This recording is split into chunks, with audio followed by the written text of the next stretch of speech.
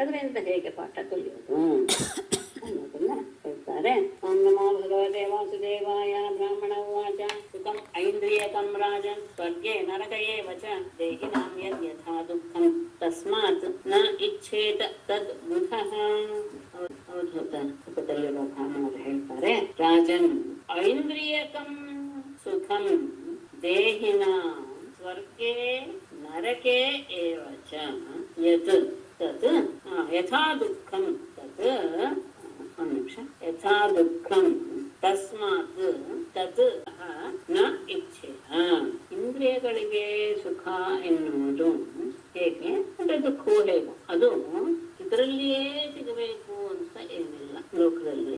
ರಾಜನೇ ಐಂದ್ರಿಯಕಂ ಸುಖಂ, ಇಂದ್ರಿಯಜನ್ಯವಾದಂತಹ ವಿಷಯದ ಸುಖವು ದೇಹಿನ ಮಾನವರಿಗೆ ಸ್ವರ್ಗೇ ನರಕ ಏವ, ಅದು ಸ್ವರ್ಗದಲ್ಲಿಯೂ ಸಿಗಬಹುದು ನರಕದಲ್ಲಿಯೂ ಸಿಗಬಹುದು. ಸುಖ ಮಾತ್ರ ಅಲ್ಲ, ಯಥಾ ದುಃಖವೂ ಸಹ, ದುಃಖ ಬಂದಂತೆ ಸುಖವೂ ಸಹ ಸಿಗುತ್ತೆ. ಅದು ಸ್ವರ್ಗದಲ್ಲಿಯೂ ಸಿಗುತ್ತೆ ನರಕದಲ್ಲಿಯೂ ಸಿಗುತ್ತೆ. ಅಂದ್ರೆ ಎಲ್ಲ ಪ್ರಾಣಿಗಳು ಸಹ ಈ ಇಂದ್ರಿಯ ಸುಖವನ್ನ ಎಲ್ಲ ಕಡೆ ಹೊಂದುತ್ತೆ. ಅದಕ್ಕೇನು ಎಲ್ಲೂ ಸಹ ಇಲ್ವೇ ಇಲ್ಲ ಅನ್ನೋದು ಇಲ್ವೇ ಸಂದರ್ಭವೇ ಇಲ್ಲ. ತಸ್ಮಾತ್ ಆದ್ದರಿಂದ ತತ್ ಆ ಇಂದ್ರಿಯ ಸುಖವನ್ನು ಬುಧಃ ಪಂಡಿತನಾದವನು ನ ಇಚ್ಛೇತ ಅದನ್ನ ಬಯಸಕ್ಕೆ ಹೋಗಬಾರದು. ಅದು ನಮ್ಮ ಪ್ರಾಪ್ತಿ ಎಷ್ಟಿದೆಯೋ ಕರ್ಮಕ್ಕೆ ಅನುಗುಣವಾಗಿ ಅದು ನಮಗೆ ಸಿಕ್ಕೇ ಸಿಗುತ್ತೆ. ಅದಕ್ಕೋಸ್ಕರ ಒದ್ದಾಡಿ ಉತ್ತಮವಾದಂತಹ ಜೀವನವನ್ನ ಹಾಳು ಮಾಡಿಕೊಳ್ಳಬಾರದು ಪಂಡಿತನ. ಯಾಕೆಂದ್ರೆ ಅದು ಸ್ವರ್ಗದಲ್ಲಿದ್ರೂ ಸಿಗುತ್ತೆ, ಅಲ್ಲೂ ಸಹ ದುಃಖವಿದೆ, ಅಲ್ಲೂ ಸಹ ಸುಖವಿದೆ. ನರಕದಲ್ಲಿಯೂ ಇಂದ್ರಿಯ ಸುಖ ಅನ್ನೋದು ಇದ್ದೇ ಇದೆ ಎಲ್ಲ ಪ್ರಾಣಿಗಳಿಗೂ ಎಲ್ಲ ಜೀವಿಗಳಿಗೂ. ಹಾಗಾಗಿ ಅದದು ಅವರವರ ಕರ್ಮಕ್ಕೆ ಅನುಸಾರವಾಗಿ ಸಿಕ್ಕೇ ಸಿಗುತ್ತೆ. ಬೇಡ ಅಂದ್ರೂ ಸಿಗುತ್ತೆ, ಬೇಕು ಅಂದ್ರೂ ಸಿಗುತ್ತೆ, ಅದಂತೂ ನಿಜ. ಹಾಗಾಗಿ ಅದನ್ನ ಪಡೆಯೋದಕ್ಕೋಸ್ಕರ ಪಂಡಿತನಾದವನು ಕಾತೊರೆಯಬಾರದು. ಅದೇ ಪ್ರಧಾನ. ಅದಕ್ಕೋಸ್ಕರ ಒದ್ದಾಡಿ ಹಗಲು ರಾತ್ರಿ ಜೀವನವನ್ನ ಹಾಳು ಮಾಡಿಕೊಳ್ಬಾರ್ದು. ಹಾಗಾದ್ರೆ ಹೇಗಿರ್ಬೇಕು ಅನ್ನೋದಕ್ಕೆ ಈಗ ಅಜಗರವನ್ನ ಕೊಡ್ತಾ ಇದ್ದಾರೆ. ಅಂದ್ರೆ ಹೆಬ್ಬಾವಿನ ಪಾರಿವಾಳ ಆಯ್ತು, ಈಗ ಹೆಬ್ಬಾವು. ಗ್ರಾಸಂ ಸುಮೃಷ್ಟಂ ವಿರಸಂ ಮಹಾಂತಂ ಸ್ತೋಕಮೇವ ಯದೃಚ್ಛಯ ಏವ ಆಪತಿತಂ ಗ್ರಸೇತ್ ಅಜಗರೋ ಅಕ್ರಿಯಃ. ಮೊದಲನೇ ಸಾಲು ಹಾಗೆ ಇದೆ, ಹಾಗೆ ಇದೆ. ಅನ್ವಯ ಅನ್ಬೇಡಿ. ಗ್ರಾಸಂ ಅಂದ್ರೆ ಆಹಾರ, ಅಂದ್ರೆ ತುತ್ತು ಅಂತ. ಆಹಾರವು ಸುಮೃಷ್ಟಂ ಅತ್ಯಂತ ಉತ್ತಮವಾಗಿಯೇ ಇರಲಿ, ವಿರಸಂ ರಸವೇ ಇಲ್ಲದೆ ಇರೋ ನೀರಸವಾಗಿರಲಿ, ಮಹಾಂತಂ ಹೆಚ್ಚಾಗಿರಲಿ, ತೂಕಮೇವ ಅತ್ಯಂತ ಕಡಿಮೆನೇ ಇರಲಿ. ಅಂದ್ರೆ ಅತ್ಯಂತ ಉತ್ತಮವಾದ ಆಹಾರ, ಅತ್ಯಂತ ಏನೂ ಇಲ್ಲ ಅದ್ರಲ್ಲಿ ಸತ್ವೇ ಇಲ್ಲ ಅಂತಹ ಆಹಾರ ಕೆಲಸಕ್ಕೆ ಬಹಳ ಹೆಚ್ಚು ಸಿಗುತ್ತೆ, ಕೆಲಸಕ್ಕೆ ತುಂಬಾ ಕಡಿಮೆ ಸಿಗುತ್ತೆ. ಅದೆಲ್ಲ ಏನು ಎದೃಚ್ಛಯ ಏವ ತಾನಾಗಿಯೇ ಆ ಬಂದಂತಹ ಆ ಆಹಾರವನ್ನ ಗ್ರಸೇತ್ ಅದನ್ನ ಸ್ವೀಕರಿಸಬೇಕು. ಹೇಗೆ? ಆಜಗರ ಅಕ್ರಿಯ, ಹೆಬ್ಬಾವಿನ ಹಾಗೆ ಯಾವ ಏನು ಭಾವವೂ ಇಲ್ಲದೆ ಉದಾಸೀನದ ಯಾವ ಕೆಲಸವೂ ಅದೇನ್ ಮಾಡಲ್ಲ, ಅದು ಬಿದ್ದಲ್ಲೇ ಬಿದ್ದಿರುತ್ತೆ ಹೆಬ್ಬಾವು. ಆ ಸಂದರ್ಭದಲ್ಲಿ ಅದರ ಹತ್ತಿರವೇ ತಾನಾಗಿಯೇ ಬರುತ್ತೆ. ಕೆಲವು ಪ್ರಾಣಿಗಳು ಬಂದಾಗ ಅದನ್ನ ಹಿಡಿದು ತನ್ನ ಹಸಿವನ್ನ ಇಳಿಸ್ಕೊಳ್ಳು. ಕೆಲವು ಸತಿ ದೊಡ್ಡ ಪ್ರಾಣಿ ಬರ್ಬೋದು, ಕೆಲವು ಸತಿ ಸಣ್ಣ ಪ್ರಾಣಿ ಬರ್ಬೋದು. ಹಾಗಾಗಿ ಅದೇ ಆ ಸಂದರ್ಭದಲ್ಲಿ ಯಾವುದು ಬಂತೋ ಆ ನಾವು ಸ್ವೀಕರಿಸಿ ತೃಪ್ತರಾಗಬೇಕು. ಹೇಗೆ? ಅಜಗರದ ಹಾಗೆ ಯಾವ ಭಾವವನ್ನು ಪ್ರಕಟಪಡಿಸಿದೆ ಉದಾಸೀನವಾಗಿ, ಅಕ್ರಿಯನ ಅನ್ನೋದಕ್ಕೆ ಉದಾಸೀನ ಅನ್ನುವಂತಹ ಅರ್ಥವನ್ನ ತಗೊಂಡಿದ್ದಾರೆ. ಅಂದ್ರೆ ಅದ್ರ ಬಗ್ಗೆ ಯಾವನ್ನ ಆಸಕ್ತಿ ಇಲ್ಲದೆ ಇವತ್ತು ಇಷ್ಟು ದೊಡ್ಡದು ಸಿಕ್ತಾ ಆಯ್ತು, ಇದು ರುಚಿಯಾಗಿದೆಯಾ ಆಯ್ತು, ಇಲ್ಲ ರಸವೇ ಇಲ್ಲ ಅದು ಸರಿ, ಕೊಡಮೆನೆ ಸಿಕ್ತು ಅದು ಸರಿ. ಹಾಗೆ ಹೆಬ್ಬಾವಿನ ಹಾಗೆ ಇರಬೇಕು. ಹೇಗೆ ಅಂದ್ರೆ ಅದು ಹೇಗಿರುತ್ತೆ ಅಂತ ಮುಂದಿನಲ್ಲಿ ಹೇಳ್ತಾರೆ. ಶಯೀತಾಹಾನಿ ಭೂರಿಣಿ ನಿರಾಹಾರೋ ಅನುಪಕ್ರಮ ಯದಿ ನೋಪನಮೇ ಗ್ರಾಸಃ ಮಹಾಹಿರಿವ ದುಷ್ಟಭುಕ್ ಯದಿ ನ ಉಪನಮೇ ಗ್ರಾಸಃ ನ ಉಪನಮೇತ್ ಮಹಾಹಿಹಿ ಇವ ಇಷ್ಟಭುಕ್ ನಿರಾಹಾರಃ ಅನುಪಕ್ರಮಃ ಭೂರೇಣಿ ಅಹಾನಿ ಶಯೀತ. ಯದಿ ಒಂದು ವೇಳೆ ಗ್ರಾಸಃ ನ ಉಪನಮೇ ಆಹಾರವೇ ಸಿಗ್ಲಿಲ್ಲ, ಆಗ ಏನ್ ಮಾಡ್ಬೇಕು? ಮಹಾಹಿಹಿ ಇವ ದೊಡ್ಡ ಅಜಗರದ ರೀತಿಯಲ್ಲಿ ಇಷ್ಟಭುಕ್ ಅಂದ್ರೆ ದೈವವೇ ನನಗೆ ಕೊಟ್ಟಿದ್ದು ಇದು ಅಂತ ಭಾವಿಸಿ ಅನುಪಕ್ರಮ ಯಾವ ಪ್ರಯತ್ನವನ್ನು ಮಾಡದೆ ನಿರಾಂಗ್ರಹ ಆಹಾರ ರಹಿತನಾಗಿಯೇ ಭೂರೇಣಿ ಅಹಾನಿ ಶಯೀನ ಅನೇಕ ದಿನಗಳವರೆಗೂ ಹಾಗೆ ಮಲಗಿ ಇಟ್ಟಿರಬೇಕು. ಹೇಗೆ ಹೆಬ್ಬ ಮಲಗಿರುತ್ತೆ, ಒಂದೇ ಕಡೆ ಮಲಗಿರುತ್ತೆ, ಅದು ನಿದ್ದಲ್ಲೇ ಆಹಾರ ಹೋಗುತ್ತೆ. ಅದಕ್ಕೆ ಅದೇ ಇಚ್ಛೆ ಇದ್ರೆ ಇಷ್ಟಪಟ್ಟು, ಇಲ್ದಿದ್ರೆ ಅದು ಯಾವ ಪ್ರಯತ್ನವನ್ನು ಪಡೋದಿಲ್ಲ. ಯಾವ ಪ್ರಯತ್ನವನ್ನು ಪಡದೆ ಆಹಾರವಿಲ್ಲದೆ ಹಾಗೆ ಎಷ್ಟು ದಿವಸ ಬೇಕಾದ್ರೂ ಅದು ಮಲಗೇ ಇರುತ್ತೆ. ಹಾಗೆ ಇವನು ಮುನಿಯಾದವನು ಸಹ ಆಹಾರ ಹೊರದೇ ಇದ್ರೆ ಅದಕ್ಕೋಸ್ಕರ ಯಾವ ಪ್ರಯತ್ನವನ್ನೂ ಮಾಡದೆ ದೈವವನ್ನೇ ನಂಬಿಕೊಂಡು ನಿರಾಹಾರನಾಗಿ ಅಜಗರದ ರೀತಿಯಲ್ಲಿ ಸುಮ್ಮನೆ ಮಲಗಿ ಬಿಡಬೇಕು. ಅಲ್ಲ, ಇವನಿಗೆ ಸಾಮರ್ಥ್ಯ ಇತ್ತು ಸುಮ್ಮನೆ ಮಲಗೋದು ಅಂತಿರಲ್ಲ, ಸರಿನಾ ಅಂದ್ರೆ ಹೌದು ಅಂತ ಹೇಳ್ತಾರೆ. ಓಜಸ್ಸಹೋ ಬಲಯುತಂ ವಿಭ್ರದೇಹಂ ಅಕರ್ಮಕಂ ಶಯಾನೋ ವೀತ ನಿದ್ರಶ್ಚ ನೇಹೇತ ಇಂದ್ರಿಯವಾನಪಿ. ಓಜಸ್ಸಹೋ ಬಲಯುತಂ ದೇಹಂ ಬಿಭ್ರತ್ ಅಕರ್ಮಕಂ ದೇಹಂ ಬಿಭ್ರತ್ ಶಯಾನಃ ವೀತ ನಿದ್ರಃ ಇಂದ್ರಿಯವಾನ್ ಅಪಿ ನ ಈಹೇತ. ಹೌದು ಅಂತ ಹೇಳ್ತಾನೆ. ಮುನಿಯಾದವನು ಹೇಗಿರ್ಬೇಕು? ಓಜಸ್ಸಹ ಬಲಯುತಂ. ಓಜಃ ಅಂದ್ರೆ ಇಂದ್ರಿಯ ಬಲ, ಸಹ ಅಂದ್ರೆ ಮನಸ್ಸಿನ ಬಲ, ಬಲ ಅಂದ್ರೆ ಶರೀರದ ಬಲ. ಈ ಎಲ್ಲದರಿಂದಲೂ ಕೂಡಿದಂತಹ ಶರೀರವನ್ನ ದೇಹಂ ಅಕರ್ಮಕಂ ದೇಹಂ ವಿಕೃತ ಅಂದ್ರೆ ಯಾವ ಕೆಲಸವನ್ನೂ ಮಾಡದೇ ಇರುವಂತಹ ದೇಹವನ್ನೇ ಇಟ್ಟುಕೊಂಡವನಾಗಿ ಶಯಾನಃ ಮಲಗಿದವನಾಗಿ ವೀತ ನಿದ್ರಹ ಮಲಗೋದು ಅಂದ್ರೆ ನಿದ್ದೆ ಮಾಡೋದಲ್ಲ, ನಿದ್ರೆ ಇಲ್ಲದವನಾಗಿ ಇಂದ್ರಿಯವಾನಪಿ ಅಂದ್ರೆ ಇಂದ್ರಿಯದಲ್ಲಿ ಬೇಕಾದಷ್ಟು ಸಾಮರ್ಥ್ಯವಿದ್ದರೂ ಸಹ ಇಂದ್ರಿಯಗಳು ಅತ್ಯಂತ ಸಮರ್ಥವಾಗಿದ್ದರೂ ಸಹ ನ ಏಕೇಕ ಯಾವುದಕ್ಕೂ ಸಹ ಅಂತ ಪ್ರಯತ್ನ ಪಡಬಾರದು. ಯಾವ ಕೆಲಸ ಅಂದ್ರೆ ಆಹಾರಕ್ಕೋಸ್ಕರ ಯಾವ ಕೆಲಸವನ್ನು ಸಹ ಪಡಬಾರದು. ಅವನಿಗೆ ಎಲ್ಲ ರೀತಿಯ ಬಲವೂ ಇದೆ, ಇಂದ್ರಿಯ ಬಲ ಇದೆ, ಮನೋಬಲ ಇದೆ, ದೇಹ ಬಲ ಇದೆ. ಹಾಗಿದ್ದರೂ ಸಹ ದೇಹವನ್ನ ಆಹಾರಕ್ಕೋಸ್ಕರ ಕೆಲಸ ಮಾಡಿಸದೆ ಯಾವಾಗ್ಲೂ ಮಲಗಿರ್ಬೇಕು. ಹೇಗೆ? ಎಚ್ಚರವಾಗಿಯೇ ಮಲಗಿರ್ಬೇಕು.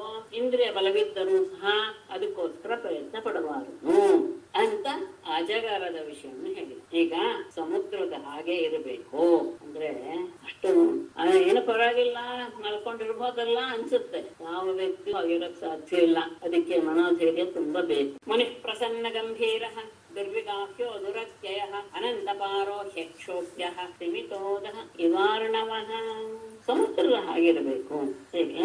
ಮುನಿ ಎರಡಿದೆ, ಹಾಗಾಗಿ ಎರಡನ್ನು ಒಟ್ಟಿಗೆ ಹೇಳ್ಬಿಟ್ಟು. ಸಮೃದ್ಧ ಕಾಮೋ ಹೀನೋವ ನಾರಾಯಣ ಪರೋ ಮುನಿ ನೋತ್ಸರ್ಪೇತ ನ ಶುಷ್ಯೇತ ಚರಿತ್ರಿವ ಸಾಗರಃ. ಮುನಿ ಪ್ರಸನ್ನ ಗಂಭೀರ ದುರ್ವಿಗಾಹ್ಯ ದುರತ್ಯಯ ಅನಂತಪಾರಃ ಅಕ್ಷೋಭ್ಯಃ ತಿಮಿತೋದಃ ಅರ್ಣವಃ ಇವ ಸಮೃದ್ಧ ಕಾಮಃ. ಮೊದಲೇ ಬೇರೆ ನಾರಾಯಣ ಪರಃ ಮುನಿ ಸಮುದ್ಧ ಕಾಮಃ ಹೀನಃ ವಾ ನ ಉತ್ಸರ್ಪೇತ ನ ಶುಷ್ಯೇತ ಸರಿದ್ಭಿಃ ಸಾಗರಃ ಇವ. ಮುನಿಯಾದವನು ಪ್ರಸನ್ನ, ಹೊರಗಡೆ ಅತ್ಯಂತ ಪ್ರಸನ್ನತೆಯಿಂದ ಕೂಡಿರಬೇಕು. ಗಂಭೀರ, ಅಂತರಂಗದಲ್ಲಿ ಅತ್ಯಂತ ಗಾಂಭೀರ್ಯವನ್ನು ಹೊಂದಿರಬೇಕು. ಅದು ಪ್ರಸನ್ನ ಗಂಭೀರ. ಮುಖದಲ್ಲಿ ಪ್ರಸನ್ನತೆ ಕಾಣ್ತಾ ಇರಬೇಕು, ಆದ್ರೆ ಅಂತರಂಗದಲ್ಲಿ ಅತ್ಯಂತ ಗಾಂಭೀರ್ಯವನ್ನು ಹೊಂದಿರಬೇಕು. ಹಾಗೆ ದುರ್ವಿಗಾಹ್ಯ, ಅವನ ಮನಸ್ಸನ್ನ ತಿಳಿಯೋದಕ್ಕೆ ಸಾಧ್ಯವಿರೋದಿಲ್ಲ. ಅವನ ಅಭಿಪ್ರಾಯ ಏನು, ಅವನ ಮನಸ್ಸಿನಲ್ಲಿ ಏನಿದೆ ಅನ್ನೋದನ್ನ ತಿಳ್ಕೊಳ್ಳೋದಕ್ಕೆ ಸಾಧ್ಯವಿಲ್ಲದವನಾಗಿರ್ತಾನೆ. ಅಷ್ಟೇ ಅಲ್ಲ, ದುರತ್ಯಯ, ಅವನು ಯಾರೂ ಸಹ ಅವನನ್ನ ಮೀರಿ ಹೋಗಕ್ಕಾಗಲ್ಲ. ಅತ್ಯಂತ ಪ್ರಭಾವಶಾಲಿಯಾಗಿ ಅನಂತ ಪಾರಹ, ಅಗಾಧವಾದ ಸಾಮರ್ಥ್ಯವನ್ನು ಹೊಂದಿರುವವನು. ಆದರೆ ಅಕ್ಷೋಭ್ಯ, ಯಾವುದರಿಂದಲೂ ಸಹ ಆತ ಕ್ಷೋಭೆಗೊಳ್ಳೋದಿಲ್ಲ. ಇಂದ್ರಿಯಗಳ ಯಾವುದಕ್ಕೂ ಸಹ ಅವನು ಬಗ್ಗೋದಿಲ್ಲ. ಹಾಗೆ ಹೇಗೆ ತಿಮಿತೋದ ಅರ್ಣವಃ ಇವ. ಒಳಗಡೆ ಎಷ್ಟೇ ಅರ್ಥ ಇರಲಿ, ಆದರೆ ಸಮುದ್ರ ಹೇಗಿರುತ್ತೆ? ಅತ್ಯಂತ ಶಾಂತವಾಗಿರುತ್ತೆ. ಶಾಂತವಾದ ನೀರುಳ್ಳ ಸಮುದ್ರದ ಹಾಗೆ ಮುನಿ ಹೇಗೆ ಇರ್ತಾನೆ? ನಾರಾಯಣ ಪರಹ ಮುನಿ, ನಾರಾಯಣನ ಧ್ಯಾನದಲ್ಲಿಯೇ ನಿರತನಾದಂತಹ ಆತ ಸಮೃದ್ಧ ಕಾಮ, ಅತ್ಯಂತ ಸಮೃದ್ಧಿಯಾದಂತಹ ವಿಷಯಗಳಿದ್ದರೂ ಸಹ ಅಂತ ಒಂದೊಂದ್ ಕಡೆ ಅವನು ಯಾವಾಗ್ಲೂ ಓಡಾಡ್ತಾನೆ ಇರೋದ್ರಿಂದ ಅವನ ಇಚ್ಛೆಯನ್ನು ಪೂರೈಸುವಂತಹ ಸಮೃದ್ಧಿ ಎಲ್ಲ ಕಡೆ ಕಾಣ್ಬೋದು. ಕೆಲವು ಕಡೆ ಏನಾಯ್ತು, ಹೀನ ಹಾವ, ಏನೂ ಸಿಗದೇನೂ ಇರ್ಬೋದು. ಆ ಸಂದರ್ಭದಲ್ಲಿ ನ ಉತ್ಸರ್ಪೇತ, ಎಲ್ಲ ಸಿಕ್ತು ಅಂತ ಅವನು ಸಿಕ್ಕೋದು ಇಲ್ಲ. ಹಾಗೆಯೇ ನ ಶುಷ್ಯೇತ, ಕುಗ್ಗೋದು ಇಲ್ಲ, ಕುಗ್ಗಲೂಬಾರದು. ಹೇಗೆ ಸರಿಪಿಗೆ ಸಾಗರ ಇಲ್ಲ, ನದಿಗಳು ಹೆಚ್ಚು ಬಂದ ಹಾಗೆ ಮಳೆಗಾಲದಲ್ಲಿ ಜೋರಾಗಿ ಬಂದು ಸೇರ್ಕೊಳ್ಳುತ್ತೆ, ಹಾಗೆ ಅಂತ ಸಮುದ್ರ ತನ್ನ ಮೇರೆಯನ್ನು ಮೀರೋದೇ ಇಲ್ಲ. ಎಲ್ಲ ಸತಿ ಗ್ರೀಷ್ಮ ಕಾಲದಲ್ಲಿ ಬರುವಂತಹ ನದಿಗಳಲ್ಲಿ ನೀರೇ ಇರಲ್ಲ, ಹಾಗೆ ಅಂತ ಅದು ಕಡಿಮೆನೂ ಆಗೋದಿಲ್ಲ. ಸಮುದ್ರದ ಗಮನಿಸಿ, ಅದು ಯಾವತ್ತೂ ಸಹ ಏರೋದು ಇಲ್ಲ, ಇಳಿಯೋದು ಇಲ್ಲ. ಸಮುದ್ರದ ಒಂದು ಗುಣ, ಎಷ್ಟೇ ಪ್ರವಾಹ ಬರಲಿ ಅದು ಮೇರೆ ಮೀರೋದಿಲ್ಲ, ತನ್ನ ದಡವನ್ನು ದಾಟೋದಿಲ್ಲ. ಹಾಗೇನೆ ನೀರೇ ಬರಲಿಲ್ಲ ಅಂದ್ರೂ ಸಹ ಅದರಲ್ಲಿ ನೀರು ಕಡಿಮೆ ಆಗೋದಿಲ್ಲ. ಹಾಗೆ ನಾರಾಯಣ ಧ್ಯಾನವನ್ನೇ ಮಾಡ್ತಾ ಇರುವಂತಹ ವ್ಯಕ್ತಿ ಅತ್ಯಂತ ಸಮೃದ್ಧಿಯಿಂದ ಇದ್ದಾನೆ ಇವತ್ತು ಅಂತ ಹಾಗೆ ಅಂತ ಹಿಗ್ಗೋದು ಇಲ್ಲ, ಏನೂ ಸಿಕ್ಕಿಲ್ಲ ಹಾಗೆ ಅಂತ ಕುಗ್ಗೋದು ಇಲ್ಲ. ಇದು ನುಡಿಯ ಇರುವಂತಹ ರೀತಿ.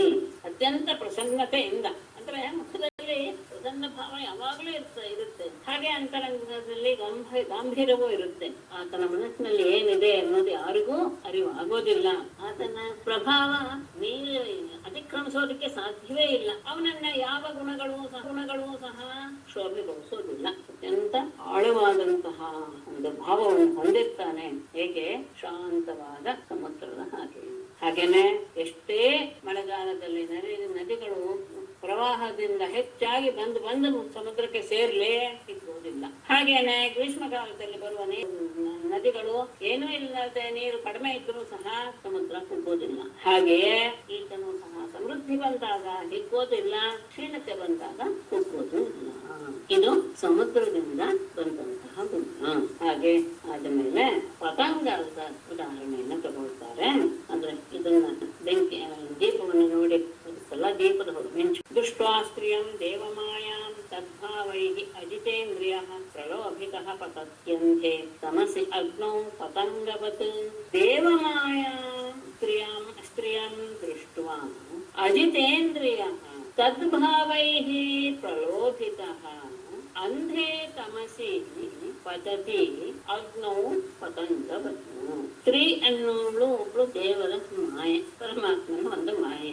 ದೇವಮಾಯಾಂ ಸ್ತ್ರೀಯಂ, ದೇವಮಾಯಾದಂತಹ ಸ್ತ್ರೀಯನ್ನ ದೃಷ್ಟ ನೋಡಿ ಅಜಿತೇಂದ್ರಿಯ, ಇಂದ್ರಿಯ ನಿಗ್ರಹವಿಲ್ಲದೆ ಇರುವವನು, ತದ್ಭಾವೈಹಿ, ಅವಳ ಹಾವ ಭಾವಗಳಿಂದ ಪ್ರಲೋಭಿತ ಮೋಹಗೊಂಡವನಾದರೆ, ಅಂಧೇ ತಮಸಿ ಪತತಿ, ಅಂಧ ಕೂಪದಲ್ಲಿ ಅವನು ಪತತಿ ಬೀಳ್ತಾನೆ. ಅಗ್ನೌ ಪತಂಗವತ್, ಅಗ್ನಿಯಲ್ಲಿ ಹೇಗೆ ಮಿಂಚುಗಳ ರೂಪವನ್ನು ನೋಡಿ ಬಿದ್ದು ಬಿಡುತ್ತೋ ಹಾಗೆ ಇನ್ನೂ ಸಹ ಅಧೋಲೋಕವನ್ನು ಹೊಂದ್ತಾನೆ, ಅಧಃಪಾತವನ್ನ ಪಡಿತಾನೆ.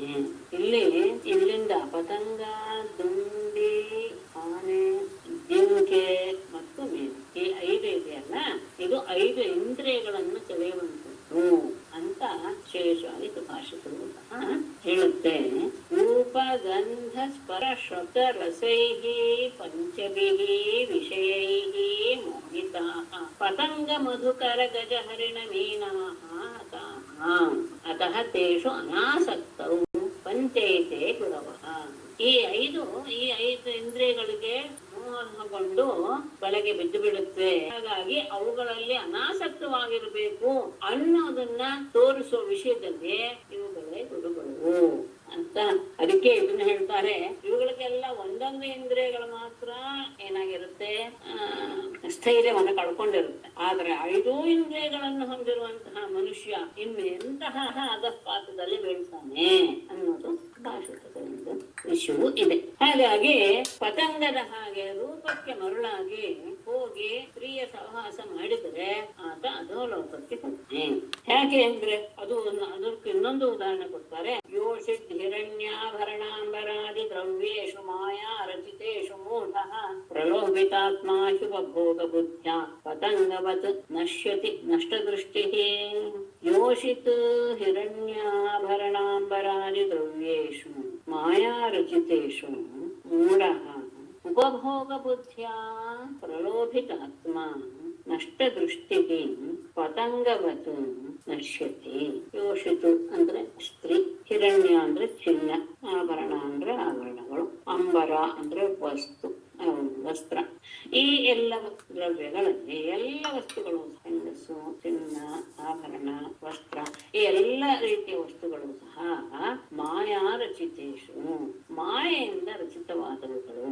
ಈ ವಿಷಯಗಳಲ್ಲಿ ಮೂಢನಾದವನು ಉಪಭೋಗ ಬುದ್ಧಿಯ, ಅವುಗಳು ನನಗೆ ಸುಖ ಕೊಡುತ್ತೆ ಎನ್ನುವಂತಹ ಭಾವದಿಂದ ಅವುಗಳನ್ನು ಅನುಭವಿಸಬೇಕು ಎನ್ನುವ ಬುದ್ಧಿಯಿಂದ ಪ್ರಲೋಭಿತಾತ್ಮ, ಆಕರ್ಷಿತನಾದಂತಹ ಮನಸ್ಸುಳ್ಳವನಾಗಿ, ನಷ್ಟ ದೃಷ್ಟಿಗೆ ತನ್ನ ಬುದ್ಧಿಯನ್ನು ಕಳೆದುಕೊಂಡವನಾಗಿ, ಪತಂಗದ ಹಾಗೆ ನಶ್ಯತೆ ನಾಶವಾಗ್ತಾನೆ. ಹೇಗೆ ಅದು ದೀಪವನ್ನು ನೋಟ ಅದು ಕಣ್ಣು ಕಾಣೋದಿಲ್ಲ, ನಷ್ಟ ದೃಷ್ಟಿ ಆಗ್ಬಿಡುತ್ತೆ ಪತಂಗ, ಅವಾಗ ಅಗ್ನಿಯಲ್ಲಿ ಬಿದ್ದು ಬಿಡುತ್ತೆ. ಹೇಗೆ ಅದು ಬಿದ್ದು ಬಿಡುತ್ತೋ ಹಾಗೆ ಈ ಮೂಢನಾದವನು ಇದೆಲ್ಲ ಮಾಯೆಯಿಂದ ಸೃಷ್ಟಿಯಾಗಿದ್ದು ಅಂತ ತಿಳಿಯದೆ, ಇದೆಲ್ಲ ನನ್ನ ಸುಖಕ್ಕೋಸ್ಕರನೇ ಇರುವಂತಹ ವಸ್ತುಗಳು ಅಂತ ಭಾವಿಸಿ ಅದರಿಂದ ಆಕರ್ಷಿತವಾದಂತಹ ವ್ಯಕ್ತಿ ಕುರುಡನ ಹಾಗೆ ತನ್ನ ದೃಷ್ಟಿಯನ್ನು ಕಳೆದುಕೊಂಡು ಪತಂಗದ ಹಾಗೆ ನಾಶವಾಗ್ತಾನೆ. ಅದಾದ ಮೇಲೆ ದುಂಬಿ ಸ್ತೋಕಂ ಗ್ರಸೇದ್ಗ್ರಾಸಂ ದೇಹೋ ವರ್ತೇತಯಾವತ ಗೃಹಾನ್ ಅಹಿಂಸನ್ನಾತಿಷ್ಠೇತ್ ವೃತ್ತಿಂ ಮಾಧುಕರಿ ಮುನಿ.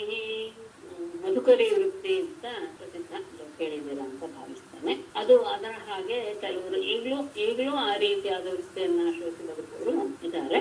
ನಮ್ಮ ಕಣ್ಣಿಗೆ ಕಾಣುತ್ತಿಲ್ಲ. ಗೃಹಾಣ ಅಹಿಂಸನ್ನ ಸ್ತೋಕಂ ಗ್ರಾಸಂ ಗ್ರಸೇತ್ ಯಾವತ ದೇಹ ವರ್ತೇತ ಮುನಿ ಮಾಧುಕರಿ ಮೃತ್ಯುಂ ಆದಿಶೆ. ಮುನಿಯಾದವನು ಗೃಹಾನ್ ಅಹಿಂಸಂ, ಗೃಹಸ್ಥರಿಗೆ ಯಾರಿಗೂ ಸಹ ತೊಂದರೆ ಆಗದೆ ಇರುವ ರೀತಿಯಲ್ಲಿ ಸ್ತೋಕಂ ಸ್ವಲ್ಪವೇ ಗ್ರಾಸಂ ಆಹಾರವನ್ನು ಪ್ರಸೇತ ಸಂಗ್ರಹಿಸಬೇಕು.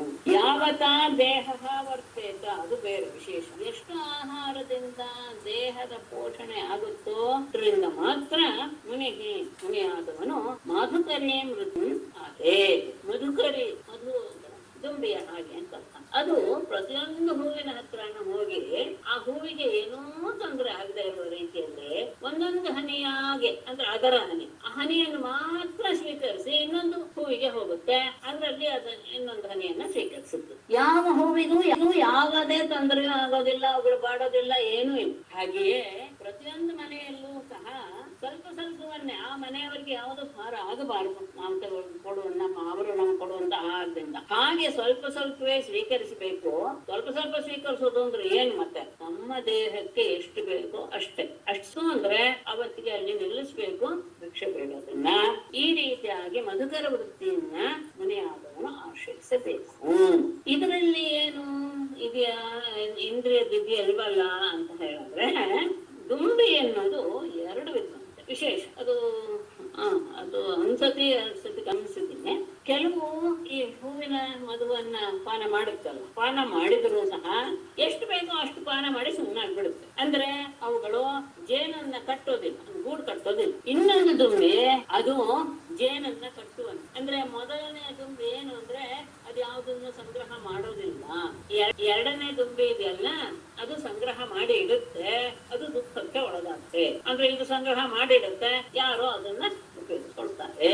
ಅದು ತಿಳಿಬೇಕಾದದ್ದು. ಅಣುಭ್ಯಶ್ಚ ಮಹದ್ಭ್ಯಶ್ಚ ಶಾಸ್ತ್ರೇಭ್ಯ ಕುಶಲೋ ಅನರಃ ಸರ್ವತಃ ಸಾರಂ ಆದದ್ಯಾತ್ ಪುಷ್ಪೇಭ್ಯ ಇವ ಷಟ್ಪದ. ಇದು ಅಷ್ಟೇ, ಹಿಂದಿನ ದುಂಬಿಗೆ ಅನ್ವಯ. ಅಂದ್ರೆ ಸಂಗ್ರಹ ಮಾಡೋದಲ್ಲ, ಆದ್ರೆ ಸ್ವೀಕಾರ ಮಾಡಿ. ಅಣುಭ್ಯ ಚ ಮಹದ್ಭ್ಯ ಚ ಶಾಸ್ತ್ರೇಭ್ಯ ಚ ಕುಶಲಃ ನರಃ ಸರ್ವತಃ ಸಾರಂ ಆದದ್ಯಾತ್ ಷಟ್ಪದ ಪುಷ್ಪೇಭ್ಯ ಇಲ್ಲ. ಅಣುಭ್ಯ ಅದು ಸಣ್ಣದೇ ಆಗಿರಲಿ, ಮಹದ್ಭ್ಯ ದೊಡ್ಡದೇ ಆಗಿರಲಿ. ನಮ್ಮಲ್ಲಿ ಒಂದು ಇದೆ ಮಾತಿದೆ, ಬಾಲಾದಪಿ ಶುಕಾದಪಿ. ಯಾರಿಗಾದ್ರೂ ಇದೆಯಪ್ಪ ಮುಂದೆ ಆರಂಭದ ಜ್ಞಾನ, ಆರಂಭದ ಗುಣಜ್ಞಃ, ಗುಣವನ್ನ ಬಯಸುವನು.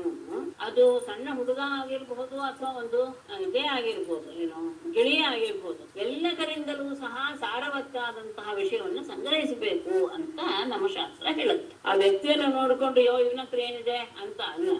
ಬಾಲಾದಪಿ ಶುಕಾದಪಿ ಗುಣವಾನ್ ಇದು ಯುಕ್ತಿಯುಕ್ತಂ ವಾಚ್ಯಃ ಹಾ, ಯುಕ್ತಿಯುಕ್ತಂ ಅಜಗ್ರಾಹ್ಯಂ ಬಾಲಾದಪಿ ಶುಭಾದಪಿ. ಧನ್ಯವಾದ. ಅಯುಕ್ತಮಪಿ ನ ಗ್ರಾಹ್ಯಂ ಸಾಕ್ಷಾದಪಿ ಬೃಹಸ್ಪತಿಃ.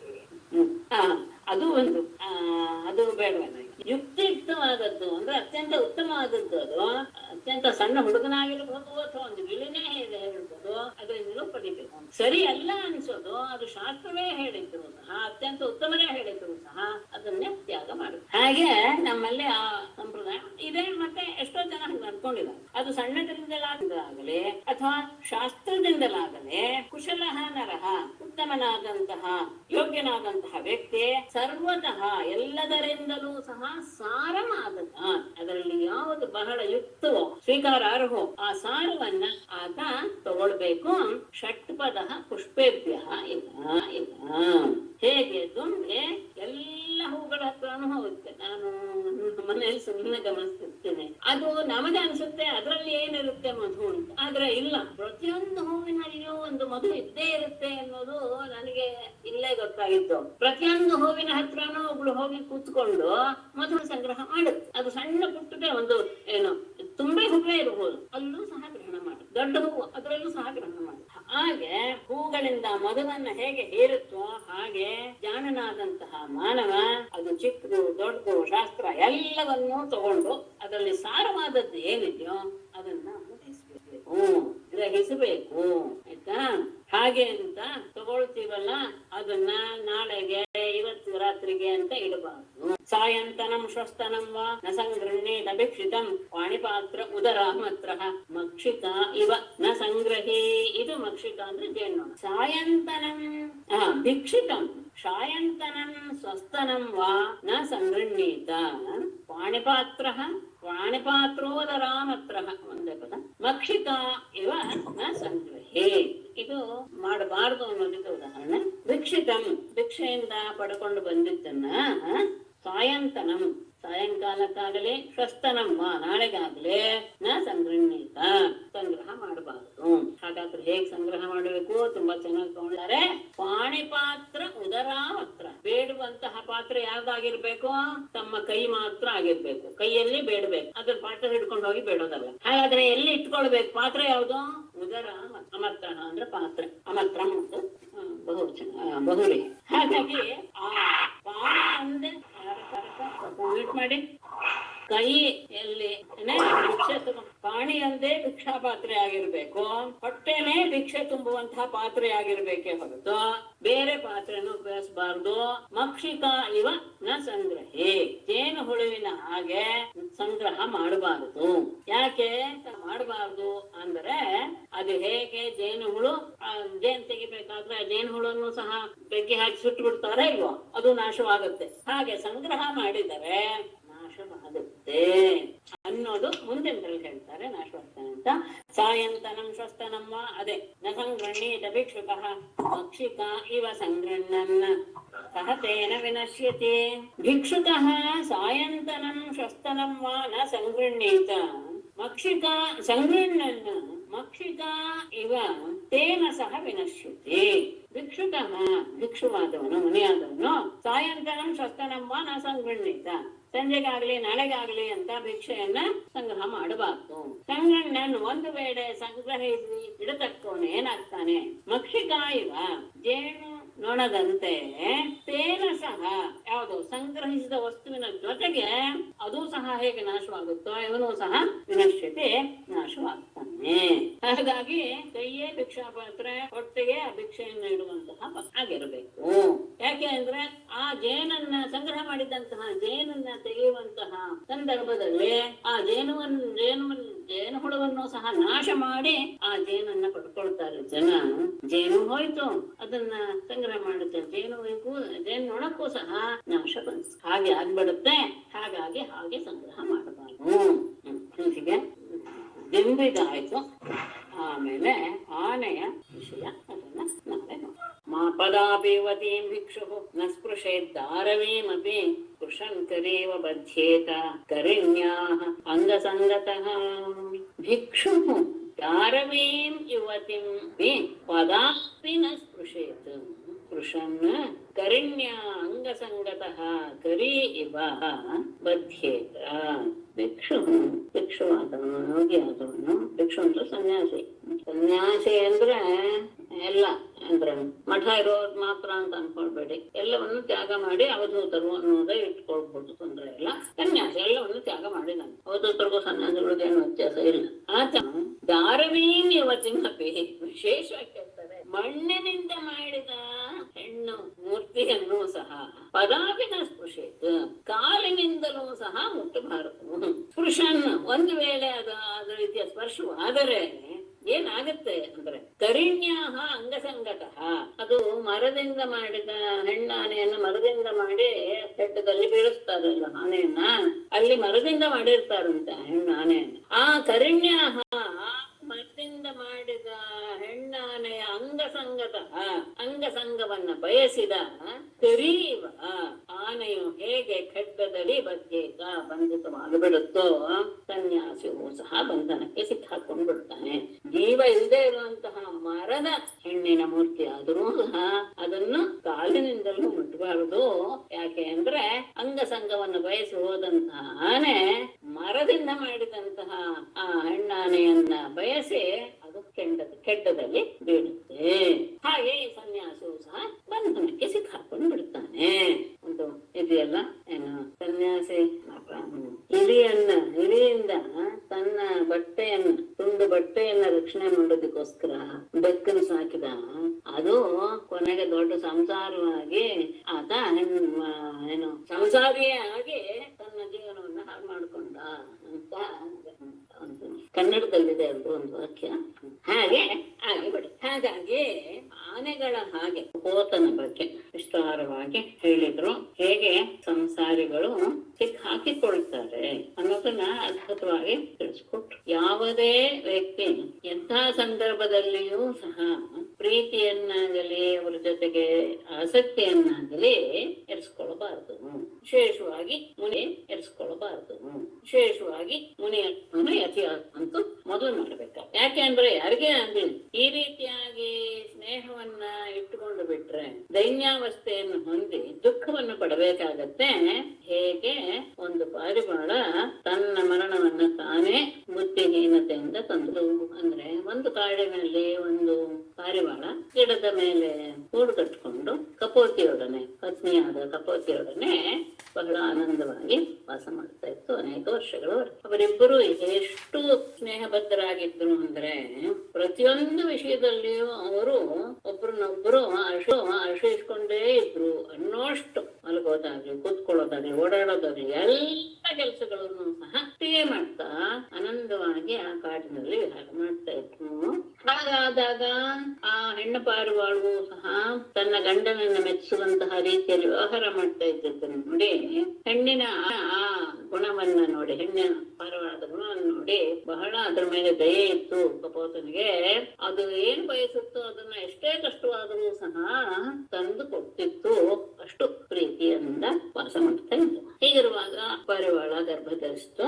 ಗೂಡಿನಲ್ಲಿ ತನ್ನ ಪತಿಯ ಜೊತೆಗೆ ಸ್ವಲ್ಪ ಕಾಲದ ಮೇಲೆ ಆ ಮೊಟ್ಟೆಗಳಿಂದ ಅವಯವಗಳಿಂದ ಕೂಡಿದಂತಹ ಕೋಮಲವಾದಂತಹ ಅವಯವಗಳು, ರೋಮಗಳು ಇರುವಂತಹ ಮರಿಗಳು ಕಾಣಿಸಿಕೊಂಡು, ಅವುಗಳು ಅದೆಲ್ಲೂ ಸಹ ಹೇಗೆ ಮೊಟ್ಟೆಯಿಂದ ಇದೆಲ್ಲ ಆಗುತ್ತೆ ಅಂದ್ರೆ ಅದಕ್ಕೆಲ್ಲವೂ ಕಾರಣ ಪರಮಾತ್ಮನ ಒಂದು ಊಹಾತೀತವಾದ ಶಕ್ತಿ ಅಂತ ಹೇಳ್ಬೇಕೆ ಹೊರತು ಇನ್ನು ಇದಕ್ಕಾತೀತವಾದ ಶಕ್ತಿ ಅಂತ ಹೇಳ್ಬೇಕೆ ಹೊರತು ಇನ್ನು ಇದಕ್ಕಿನ್ನೇನು ಬೇರೆ ಹೇಳಕ್ ಸಾಧ್ಯ ಇಲ್ಲ. ಆ ಮೊಟ್ಟೆಯಿಂದ ತಾನಾಗೆ ಹೊಡ್ಕೊಂಡು ಬರೋದು, ಅಂತಹ ಸುಂದರವಾದ ಮನಸ್ಸನ್ನು ಸೆಳೆಯುವಂತಹ ಮರಿಗಳು ಬರೋದು ಅಂದ್ರೆ ಅದಕ್ಕೆ ಪರಮಾತ್ಮನ ಶಕ್ತಿಯೇ ಕಾರಣ. ಮರಿಗಳ ಬಗ್ಗೆ ಬಹಳ ಆಸಕ್ತಿಯಿಂದ ಅವುಗಳು, ಹೆಣ್ಣು ಮತ್ತು ಗಂಡು ಪಾರಿವಾಳಗಳು ಬಹಳ ಮುದ್ದಿನವನ್ನ ಕೇಳ್ತಾ ಆನಂದ ಪಡ್ತಾ ಅವರನ್ನ ಚೆನ್ನಾಗಿ ಸಾಕಿದ್ವು.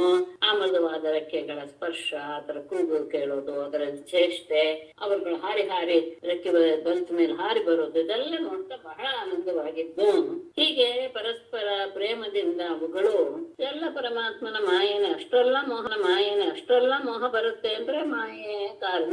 ಯಾವ ವಿಚಾರವೂ ಇಲ್ಲದೆ ಮರಿಗಳನ್ನು ಕಾಪಾಡ್ತಾ ಇದ್ದು. ಒಮ್ಮೆ ಆ ದಂಪತಿಗಳು ಮರಿಗಳಿಗೆ ಆಹಾರ ತರಕ್ಕೋಸ್ಕರ ಆಹಾರವನ್ನು ಹುಡುಕ್ತಾ ಹೊರಟು. ತುಂಬಾ ಹೊತ್ತಾದ್ರೂ ಆಹಾರ ಸಿಗ್ಲಿಲ್ಲ. ಹಾಗಾಗಿ ಕಾಡಿನಲ್ಲಿ ಬಹಳ ಅಲದು ಈ ಕಡೆ ಮರಿಗಳಿಗೆ ರೆಕ್ಕೆ ಬಂದಿದ್ರಿಂದ ಅವುಗಳು ಆ ಆ ಗೂಡಿನ ಹತ್ತಿರವೇ ಹಾರಾಡ್ತಾ ಇದ್ವು ಹೊರಗಡೆ ಬಂದು. ಅದನ್ನ ಅಲ್ಲೇ ಇದ್ದಂತಹ ಕಾಡಿನಲ್ಲಿ ಇದೇ ಕೆಲಸ ಮಾಡ್ತಾ ಇರುವಂತಹ ಪಕ್ಷಿಯನ್ನು ಹಿಡಿಯುವ ಕೆಲಸ ಮಾಡ್ತಾ ಇರುವಂತಹ ಒಬ್ಬ ವ್ಯಾಧ ಅದನ್ನ ನೋಡ್ದ. ಅಲ್ಲಿಗೆ ಬಂದ, ಸಹಜವಾಗಿಯೇ ಬಂದ, ಏನೇನ್ ಸಿಗುತ್ತೆ ಅಂತ ನೋಡ್ತಾ ಎಲ್ಲಿಗೆ ಬಂದು ಅವುಗಳು ಹಾರಾಡ್ತಾ ಇರೋದನ್ನು ನೋಡಿ ಅವುಗಳನ್ನೇ ಮರಿಗಳಿಗೆ ಆಹಾರ ತರಕ್ ಹೋದಂತಹ ಆ ದಂಪತಿಗಳು ಹಿಂತಿರುಗಿ ಬಂದ ತಕ್ಷಣ ಹೆಣ್ಣು ಪಾರಿವಾಳಕ್ಕೆ ತನ್ನ ಮರಿಗಳು ಬಲೆ ಸಿಕ್ಕಾಕೊಂಡಿರೋದು ದುಃಖದಿಂದ ಅವಳು ಕೂಗ್ತಾ ಇರೋದನ್ನ ನೋಡಿಬಿಡ್ತು. ಇದು ಸಹ ಕೂಗಕ್ಕೆ ಶುರು ಮಾಡ್ಬಿಟ್ಟು ಬಲೆಯಲ್ಲಿ ಸಿಕ್ಕಾಕೊಂಡ್ಬಿಟ್ಟಿವೆ ಮರಿಗಳು. ಆ ಸಂದರ್ಭದಲ್ಲಿ ಏನ್ ಮಾಡ್ಬೇಕು ಅಂತ ಗೊತ್ತಾಗಿಲ್ಲ. ಅವುಗಳ ಮೇಲಿನ ಪ್ರೀತಿಯಿಂದ ಅವುಗಳನ್ನು ಬಿಟ್ಟಿರೋಕ್ ಆಗೋಲ್ಲ ಎನ್ನುವಂತಹ ದೈನ್ಯ ಭಾವವನ್ನ ತಂದುಕೊಂಡು ತಾನು ಹೋಗಿ ಆ ಬಲೆಯಲ್ಲಿ ಸಿಕ್ಕಾಕೊಂಡ್ಬಿಟ್ಟು. ಈ ಕಡೆ ಗಂಡು ಪಾರಿವಾಳ ತನ್ನಗಿಂತ ತನ್ನ ಆತ್ಮಕ್ಕಿಂತ ಪ್ರಿಯರಾದಂತಹ ಮಕ್ಕಳು, ಅಷ್ಟೇ ಅಲ್ಲ ಆತ್ಮವೇ ಆಗಿದ್ದಂತಹ ಮಡದಿ ಎಲ್ಲರೂ ಸಹ ಬಲೆಯಲ್ಲಿ ಸಿಕ್ಕಾಕೊಂಡಿರೋದನ್ನ ನೋಡಿ ಅದು ಸಹ ಕುಕ್ಕೊಳಕ್ ಶುರು ಮಾಡ್ತು. ಅಷ್ಟೇ ಅಲ್ಲ ಅದು ಅತ್ಯಂತ ದುಃಖದಿಂದ ತನ್ನ ಬಗ್ಗೆ ತಾನೇ ಹೇಳ್ಕೊಳ್ಳುತ್ತೆ. ನಾನು ಬಹಳ ಕೆಟ್ಟ ಪಾಪವನ್ನು ಮಾಡಿದಂಥವನು ಅನ್ಸುತ್ತೆ. ನನಗೆ ಬಂದಂತಹ ವಿಪತ್ತನ್ನ ನೋಡಿ ನಾ ಇದ್ದಿದ್ರಲ್ಲೇ ನಾವು ತೃಪ್ತನಾಗಿರ್ಬೇಕಾಗಿತ್ತು. ಇಲ್ಲದನ್ನ ಪಡೆಯೋದಕ್ಕೆ ಹೋಗಿ ಧರ್ಮಾರ್ಥ ಕಾಮಗಳನ್ನ ಕೊಡುವಂತಹ ಮನೆಯೇ ನಷ್ಟವಾಗಿ ಹೋಯ್ತು. ನನಗೆ ಯೋಗ್ಯಳಾದ ಅತ್ಯಂತ ಮನಸ್ಸಿಗೆ ಹಿತಳಾದಂತಹ ನನ್ನ ಪತ್ನಿಯೂ ಸಹ ಈ ಶೂನ್ಯವಾದ ಮನೆಯಲ್ಲಿ ನನ್ನನ್ನ ಬಿಟ್ಟು ಆ ಸಾಧುಗಳಾದ ಮರಿಯ ಜೊತೆಗೆ ಸ್ವರ್ಗಕ್ಕೆ ಹೋಗ್ತಾ ಇದ್ದಾಳೆ. ಅತ್ಯಂತ ದೈನ್ಯಾವಸ್ಥೆಯನ್ನು ತಲುಪಿದಂತಹ ನಾನು ಹೆಂಡತಿ ಮಕ್ಕಳನ್ನು ಕಳೆದುಕೊಂಡು ವಿಧುರನಾಗಿ ದುಃಖಿತನಾಗಿ ಈ ಹಾಳು ಮನೆಯಲ್ಲಿ ಯಾಕಿರ್ಬೇಕು ಅಂತ ಯೋಚನೆ ಮಾಡ್ತು. ನಾಳೆ ಬಲೆಯಲ್ಲಿ ಸಿಕ್ಕಾಕೊಂಡು ಮೃತ್ಯುವಿಗೆ ಇನ್ನೇನು ಮೃತ್ಯು ಬಂದು ಕೂತ್ಕೊಳ್ಳುತ್ತೆ ಹಾಗೆ ಒದ್ದಾಡ್ತಾ ಇವೆ ಯಾರೋ ತನ್ನ ಹೆಂಡತಿ ಮತ್ತು ಮರಿಗಳು. ಆದರೂ ನೋಡ್ತಾ ಇದ್ರು ಸಹ ಆ ಅವಿವೇಕಿಯಾದಂತಹ ಕಪೋತ ಮುಂದೆ ಏನಾಗುತ್ತೆ ಅನ್ನೋದನ್ನು ಸಹ ಯೋಚನೆ ಮಾಡದೆ ತಾನು ಹೋಗಿ ತಲೆ ಸಿಕ್ಕಾಕೊಂಡು ಈ ಬೇಡನಿಗಾದ್ರೂ ಇನ್ನೂ ಖುಷಿ ಆಗೋಯ್ತು. ಈ ಎರಡು ದೊಡ್ಡ ಪಕ್ಷಿಗಳು ತಾವಾಗೇ ಬಂದ್ಬಿಟ್ವು. ಮರಿಗಳನ್ನೇ ಹಿಡ್ತಿದ್ದ, ಆದ್ರೆ ಇವೆರಡು ಸಹ ತಾನಾಗೆ ಬಂದ್ಬಿಟ್ಟಿದ್ದು ನೋಡಿ. ಎಲ್ಲ ಮರಿಗಳು ಎರಡು ದೊಡ್ಡ ಪಕ್ಷಿಗಳು ಸಿಕ್ಕಿ ಹಿಡ್ಕೊಂಡು ಮನೆಗೆ ಬಂತು. ಹೀಗೆ ಆಗತ್ತೆ ಯಾವುದರ ಬಗ್ಗೆ ಆದರೂ ನಾವು ಮೋಹವನ್ನು ಬೆಳೆಸ್ಕೊಂಡ್ರೆ. ಹಾಗಾಗಿ ಗೃಹಸ್ಥನಾದವನು ಆ ಪಕ್ಷಿಯ ಹಾಗೆ ಸುಖ ದುಃಖಗಳ ದ್ವಂದ್ವದಲ್ಲಿ ಮುಳುಗಿ ಮನಸ್ಸಿಗೆ ಶಾಂತಿ ಇಲ್ಲದೆ ಆ ಕುಟುಂಬದ ಪೋಷಣೆಯನ್ನೇ ಮಾಡ್ತಾ ಕ್ರೂರ ದೃಷ್ಟಿ ಇಲ್ಲದೆ ಪರಿವಾರ ಸಹಿತ ವಿಪತ್ತಿಗೆ ಒಳಗಾಗ್ತಾನೆ. ಹಾಗಾಗಿ ನವದೂತರು ಹೇಳುವುದು ಯುಧರಾಜನ್ಗೆ ಮನುಷ್ಯ ಜನ್ಮ ಎನ್ನುವುದು ತೆರೆದ ಬಾಗಿಲು ಇರುವಂತಹ ಮುಕ್ತಿ ಮನೆ. ಬಾಗ್ಲೇ ಹಾಕಿಲ್ಲ, ಮುಕ್ತಿಗೆ ದ್ವಾರ ಅದು ಮನುಷ್ಯನ ಜನ್ಮ. ಇಂತಹ ಮನುಷ್ಯ ಜನ್ಮವನ್ನು ಯಾರು ಗೃಹಕೃತ್ಯದಲ್ಲಿಯೇ ಆ ಹಕ್ಕಿಯ ಹಾಗೆ ಆಸಕ್ತಿಯಿಂದ ತೊಡಗಿಸಿಕೊಂಡು ಇರ್ತಾನೋ ಅವನು ಉತ್ತಮವಾದಂತಹ ಸ್ಥಾನಕ್ಕೆ ಏರಿದವನಾಗಿದ್ರೂ ಸಹ ಬಿದ್ದವನಾಗ್ತಾನೆ. ಅವನನ್ನ ಆರೂಢಚ್ಯುತ ಅಂತ ತಿಳಿದವರು ಕರೀತಾರೆ. ಹಾಗಾದ್ರೆ ಸಂಸಾರ ಎಲ್ಲ ಬಿಟ್ಬಿಡ್ಬೇಕೆ ಇತ್ಯಾದಿ ಪ್ರಶ್ನೆಗಳೆಲ್ಲ ಹುಟ್ಟುವುದು ಸಹಜ ಅಲ್ಲ. ಅವ್ರು ಹೇಳಿದ್ದೇನು, ಯಾವುದರ ಬಗ್ಗೆನೂ ಸಹ ಅತಿಯಾದ ವ್ಯಾಮೋಹವಾಗಲಿ ಅತ್ಯಂತ ಆಸಕ್ತಿಯಾಗವೇ ಬೆಳೆಸ್ಕೊಳ್ಬಾರ್ದು ಅಂತ ಹೇಳಿದ್ರೆ ಹೊರತು ಗೃಹಸ್ಥನೇ ಆಗೋದು ಬೇಡ ಅಂತ ಹೇಳಿಲ್ಲ. ಈ ತರದ್ದು ಸ್ವಲ್ಪ ನಾವೇ ವಿಮರ್ಶೆ ಮಾಡ್ಕೊಳ್ಬೇಕು. ಹಾಗಾದ್ರೆ ಸಂಸಾರದಲ್ಲಿಯೂ ಸಹ ನಮಗೆ ಮನಸ್ಸಿಗೆ ಆನಂದವನ್ನು ಉಂಟು ಮಾಡುವಂತಹ ಸಂದರ್ಭವನ್ನ ಕಳ್ಕೊಳ್ಬಾರದು. ಈ ರೀತಿಯಾಗಿ ಆಗಿಬಿಟ್ರೆ ಪ್ರತಿ ಸತಿ ಯಾವಾಗ್ಲೂ ಸಹ ನಾವು ದುಃಖದಲ್ಲಿಯೇ ಇರ್ಬೇಕಾಗತ್ತೆ, ಕಷ್ಟವನ್ನೇ ಪಡ್ತಾ ಇರ್ಬೇಕಾಗತ್ತೆ. ಯಾವಾಗ ಆಗುತ್ತೆ ನನ್ನದೇ ಕರ್ತವ್ಯ ಇತ್ಯಾದಿ ಮಾಡ್ಕೊಂಡ ಇಲ್ಲ. ಪ್ರತಿಯೊಂದಕ್ಕೂ ಸಹ ಎಲ್ಲ ಜೀವಿಗಳಿಗೂ ಅವರವರದೇ ಆದಂತಹ ಒಂದು ಜೀವನ ಇದೆ. ಅದನ್ನೆಲ್ಲ ಪರಮಾತ್ಮ ನೋಡ್ಕೊಳ್ತಾನೆ. ನಾನು ನನ್ನ ಕರ್ತವ್ಯವನ್ನ ಯಾವುದೇ ವಂಚನೆ ಇಲ್ಲದೆ ಮಾಡ್ತಾ ಬರಬೇಕು ಅನ್ನೋದನ್ನ ಇಟ್ಕೊಳ್ಬೇಕೆ ಹೊರತು ಮಕ್ಕಳ ಮೇಲೆ ಪ್ರೀತಿ ಇಟ್ಕೊಳ್ಬಾರ್ದ, ಹೆಂಡತಿ ಮೇಲೆ ಪ್ರೀತಿ ಇಟ್ಕೊಳ್ಬಾರ್ದ, ಇದೆಲ್ಲ ಯೋಚನೆ ಮಾಡಬಾರ್ದು. ಅದಕ್ಕೆ ಎಷ್ಟೆಷ್ಟು ಬೇಕೋ ಅಷ್ಟಷ್ಟರಲ್ಲಿ ಇರ್ಬೇಕು. ಎಲ್ಲವೂ ಸಹ ಹಿತಮಿತವಾಗಿ ಇದ್ರೆ ಜೀವನ ಆಮೇಲೆ ಕೊನೆಯಲ್ಲಿ ಅದನ್ನೆಲ್ಲ ಬಿಡೋದು ಸುಲಭವಾಗತ್ತೆ. ಆಮೇಲೆ ತಮ್ಮ ದಾರಿ ಏನು ಅನ್ನೋದನ್ನ ನೋಡ್ಕೊಂಡು ಹೋಗ್ಬಹುದೇ ಹೊರತು ಇದಕ್ಕೆ ಇದೇ ಅರ್ಥ ಎಲ್ಲ ಬಿಡಬೇಕು ಅನ್ನೋದು ತಾತ್ಪರ್ಯ ಅಲ್ಲಿಲ್ಲ. ಅದನ್ನ ಪ್ರತಿಯೊಬ್ಬರು ಸಹ ಅರ್ಥಗೊಳ್ಳಿಲ್ಲ. ಅವರು ಸಹ ಅದ್ದುಗಳು. ಯಾಕೆಂದ್ರೆ ಸಾಮಾನ್ಯವಾಗಿ ಹೇಳೋದು ಹಾಗೆ, ಇದು ಬಿಡಿ ವೇದಾಂತದವರು ಎಲ್ಲ ಮನೆ ಮಠ ಬಿಟ್ಬಿಟ್ಟು ಬನ್ನಿ ಅಂತ ಹೇಳ್ತಾರೆ ಅಂತ. ಖಂಡಿತ ಹೇಳಲ್ಲ, ಯಾರು ಹೇಳಲ್ಲ. ನೀವು ಯಾವ ಆಶ್ರಮದಲ್ಲಿದ್ದೀರೋ, ಯಾವ ಒಂದು ಕರ್ತವ್ಯವನ್ನು ತಗೊಂಡಿದ್ದೀರೋ ಅದನ್ನ ಯಾವ ವಂಚನೆ ಇಲ್ಲದೆ ನಿಷ್ಕಪಟವಾಗಿ ಅದನ್ನ ನೆರವೇರಿಸಿ. ಅದ್ರ ಜೊತೆಗೆ ನಿಮ್ಮನ್ನ ನೀವು ಬಂಧಿಸ್ಕೊಳ್ಬೇಡಿ ಅಂತ ಹೇಳ್ತಾರೆ ಹೊರತು ಈ ತರ ತುಂಬಾ ಜನ ಅದು ಮಾತಾಡೋದು ಹಾಗೆಲ್ಲ ಕೆಲವರು ಉಪದೇಶ ಹಾಗೆ ಮಾಡ್ತಿರ್ತಾರೆ. ವೇದಾಂತದ ಉಪದೇಶ ಅಂದ್ರೆ ಹಾಗೆ ಹೆಂಡತಿ ಮಕ್ಕಳನ್ನೆಲ್ಲ ಬಿಟ್ಟು ಬನ್ನಿ ಅಲ್ಲ, ಇದ್ಯಾವುದು ಅಲ್ಲ. ನಮ್ಮ ನಮ್ಮ ನಮ್ಮ ಹುಟ್ಟಿದ್ರಿಂದ ನಾವು ಯಾವ ಆಶ್ರಮದಲ್ಲಿದ್ದೀವೋ ಅಲ್ಲ, ನಮ್ಮ ಹುಟ್ಟಿದ್ರಿಂದ ನಾವು ಯಾವ ಆಶ್ರಮದಲ್ಲಿದ್ದೀವೋ ನಮ್ಮಲ್ಲಿ ಎಲ್ಲವನ್ನೂ ಸರಿಯಾಗಿ ಮಾಡಿದ್ದಾರೆ. ಬ್ರಹ್ಮಚರ್ಯ, ಗೃಹಸ್ಥ, ವಾನಪ್ರಸ್ಥ, ಸನ್ಯಾಸ ಅಂತ ಆ ಆಶ್ರಮದಲ್ಲಿ ಇದ್ಕೊಂಡು ಆಶ್ರಮದಲ್ಲಿ ಏನೇನು ಸಾಧಿಸ್ಬೇಕು ಅಷ್ಟನ್ನು ನಾವು ಮಾಡಿಕೊಂಡು ನಮ್ಮ ಪಾಡಿಗೆ ನಾವು ಹೋಗೋದನ್ನ ಅಭ್ಯಾಸ ಮಾಡ್ಬೇಕು. ಇಲ್ಲೇ ಅನ್ನೋದು ಮಾತ್ರ ಇದರಲ್ಲಿ ಬರುವಂತಹ ಅರ್ಥ. ಅದಾದ ಮೇಲೆ ಅಜಗರದ ವಿಷಯವನ್ನ ಹೇಳಿದ್ರು ಮುಂದಿನ ಅಧ್ಯಾಯದಲ್ಲಿ. ಹೇಗೆ ಅದು ಅಜಗರ ಯಾವ ಕೆಲಸವೂ ಇಲ್ಲದೆ ಸುಮ್ಮನೆ ಒಂದು ಕಡೆ ಇರುತ್ತೆ. ಇಂದ್ರಿಯ ಜನ್ಯವಾದಂತಹ ವಿಷಯದ ಸುಖ ಎಲ್ಲ ಕಡೆ ದೊರೆಯುತ್ತೆ. ಯಾಕೆಂದ್ರೆ ಅವರವರಿಗೆ ಏನೇನು ಜನ್ಮ ಬಂದಿದೆಯೋ ಆ ಜನ್ಮಕ್ಕೆ ಅನುಸಾರವಾಗಿ ಅವರು ಎಲ್ಲೇ ಇರ್ಲಿ, ಎಂತ ಕೊಳಚೆ ಪ್ರದೇಶದಲ್ಲೇ ಇರ್ಲಿ, ಅಲ್ಲೂ ಸಹ ಪ್ರಾಣಿಗಳು ಸುಖವಾಗಿ ಹಿತವಾಗಿಯೇ ಇರುತ್ತೆ. ಇದಕ್ಕೆ ಬೇಕಾದಷ್ಟು ಇದೆ ಉದಾಹರಣೆ, ಆದ್ರೆ ಈಗ ಸದ್ಯಕ್ಕೆ ಬೇಡ ಅನ್ಕೋತೀನಿ. ಅವುಗಳು ಅಲ್ಲಿ ಹುಟ್ಟಿದ ಅದೊಂದು ವೈಶಿಷ್ಟ್ಯ. ನಾನು ಗಮನಿಸಿದ ಹಾಗೆ ಯಾರ್ಯಾರು ಯಾವ್ಯಾವ ಜನ್ಮವನ್ನ ತಾಳಿರ್ತಾರೋ, ಅದು ಎಂತಹ ಪ್ರಾಣಿ ಜನ್ಮ ಕ್ರಿಮಿಕೀಟವೇ ಇರ್ಲಿ, ಅವುಗಳು ಅದರಲ್ಲಿ ಆನಂದದಿಂದಲೇ ಇರುತ್ತೆ. ಅದು ಒಂದು ಪರಮಾತ್ಮ ಪ್ರತಿಯೊಂದು ಜೀವಿಗೂ ಕೊಟ್ಟಂತಹ ಒಂದು ವರ. ಹಾಗಾಗಿ ಅದರಲ್ಲಿ ಮತ್ತೆ ನಾವು ವಿಶೇಷವಾಗಿ ಆ ಸುಖ ಬೇಕು ಅನ್ನೋದಕ್ಕೆ ಒದ್ದಾಡೋ ಅವಶ್ಯಕತೆ ಇಲ್ಲ. ಹಾಗಾಗಿ ಮಾನವರಿಗೂ ಸಹ ಅದು ಸಹಜವಾಗಿಯೇ ಸಿಗುತ್ತೆ. ದುಃಖ ಸುಖ ಎಲ್ಲವೂ ಸಹ ತಾನಾಗೇ ಬರುತ್ತೆ. ಹಾಗಾಗಿ ಸುಖಕ್ಕೋಸ್ಕರ ಒದ್ದಾಡಬಾರದು. ಯಾಕೆ ಅಂದ್ರೆ ನಾವು ಎಷ್ಟು ಒದ್ದಾಡಿದ್ರು ಸಹ ನಮಗೆ ಎಷ್ಟು ಸುಖದ ಪ್ರಾಪ್ತಿ ಇದೆಯೋ ಅಷ್ಟು ಸುಖ ನಮ್ಗೆ ಸಿಕ್ಕೇ ಸಿಗುತ್ತೆ. ಎಷ್ಟು ದುಃಖದ ಪ್ರಾಪ್ತಿ ಇದೆಯೋ ಅದೆಷ್ಟು ಬೇಡ ಹೇಗೆ ಇರಬೇಕು? ತಾನಾಗಿಯೇ ಬಂದಂತಹ ಆಹಾರ ಅದು ಉತ್ತಮವಾಗಿರ್ಲಿ, ರಸಹೀನವಾಗಿರ್ಲಿ, ಹೆಚ್ಚಾಗಿರ್ಲಿ, ಕಡಿಮೆ ಆಗಿರ್ಲಿ, ಅಜಗರದ ಹಾಗೆ ಉದಾಸೀನತೆಯಿಂದ ಇದ್ದು ಅದನ್ನ ಸೇವಿಸಿ ಬಿಡುದು. ಇಲ್ಲ ಆಹಾರವೇ ಸಿಗ್ಲಿಲ್ಲಪ್ಪ ಏನ್ ಮಾಡೋಣ ಅಂದರೆ ಆಗ ಆಹಾರಕ್ಕೋಸ್ಕರ ಯಾವ ಪ್ರಯತ್ನವನ್ನು ಪಡದೆ ನಮ್ಮನ್ನ ಹುಟ್ಟಿಸಿದ ದೈವ ನಮ್ಮನ್ನ ನೋಡ್ಕೊಳ್ತಾನೆ ಅನ್ನುವಂತಹ ಧೈರ್ಯವನ್ನ ತಂದುಕೊಂಡು ನಿರಾಹಾರನಾಗಿ ಅಜಗರದ ಹಾಗೆ ಸುಮ್ಮನೆ ಇದ್ದು ಬಿಡಬೇಕು. ಹಾಗಾದ್ರೆ ಶಕ್ತಿ ಇದ್ರೂ ಮಾಡಬಾರ್ದೆ ಅಂದ್ರೆ ಮಾಡಬಾರ್ದು. ಯಾಕೆಂದ್ರೆ ಕರ್ಮ ಮಾಡಿದ ತಕ್ಷಣ ಅದು ಇನ್ನೊಂದು ಕರ್ಮಕ್ಕೆ ನಮ್ಮನ್ನ ಎಳ್ಕೊಂಡು ಹೋಗುತ್ತೆ. ಮತ್ತೆ ಸಂಸಾರದಲ್ಲಿ ತೊಳಲುವಂತಹ ಒಂದು ಪ್ರಸಂಗ ಬಂದು ಸುತ್ತಕೊಡುತ್ತೆ. ಹಾಗಾಗಿ ಮುನಿಯಾದವನು ತನಗೆ ಇಂದ್ರಿಯ ಬಲ, ಮನೋಬಲ, ದೇಹಬಲ ಎಲ್ಲ ಇದ್ರೂ ಸಹ ತನ್ನ ದೇಹದಲ್ಲಿ ಅದನ್ನ ಆಹಾರಕ್ಕೋಸ್ಕರ ಆಕೆ ಯಾವ ಕೆಲಸವನ್ನು ಮಾಡದೆ ಮಲಗಿರ್ಬೇಕು. ಹೇಗೆ ಎಚ್ಚರ ಇಂದ್ರಿಯ ಬಲವಿದ್ದರೂ ಸಹ ಪ್ರಯತ್ನ ಮಾಡಬಾರದು.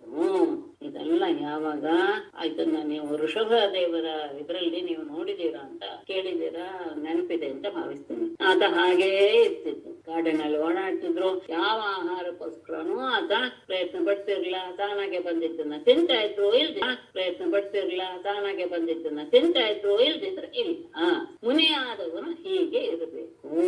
ನಮ್ಮ ಕರ್ತವ್ಯ ಏನಿದೆಯೋ ಅದನ್ನ ಬಿಡೋ ಹಾಗಿಲ್ಲ ಗೃಹಸ್ಥನಾದ ಮೇಲೆ. ಅದಕ್ಕೆ ಹೇಳೋದು ಮುನಿಯಾದಂತಹ ಅಂದ್ರೆ ವಾನಪ್ರಸ್ಥಾಶ್ರಮವನ್ನು ತೆಗೆದುಕೊಂಡು ಹೋದಾದ್ಮೇಲೆ ಈ ರೀತಿಯಾದಂತಹ ಅಂತ.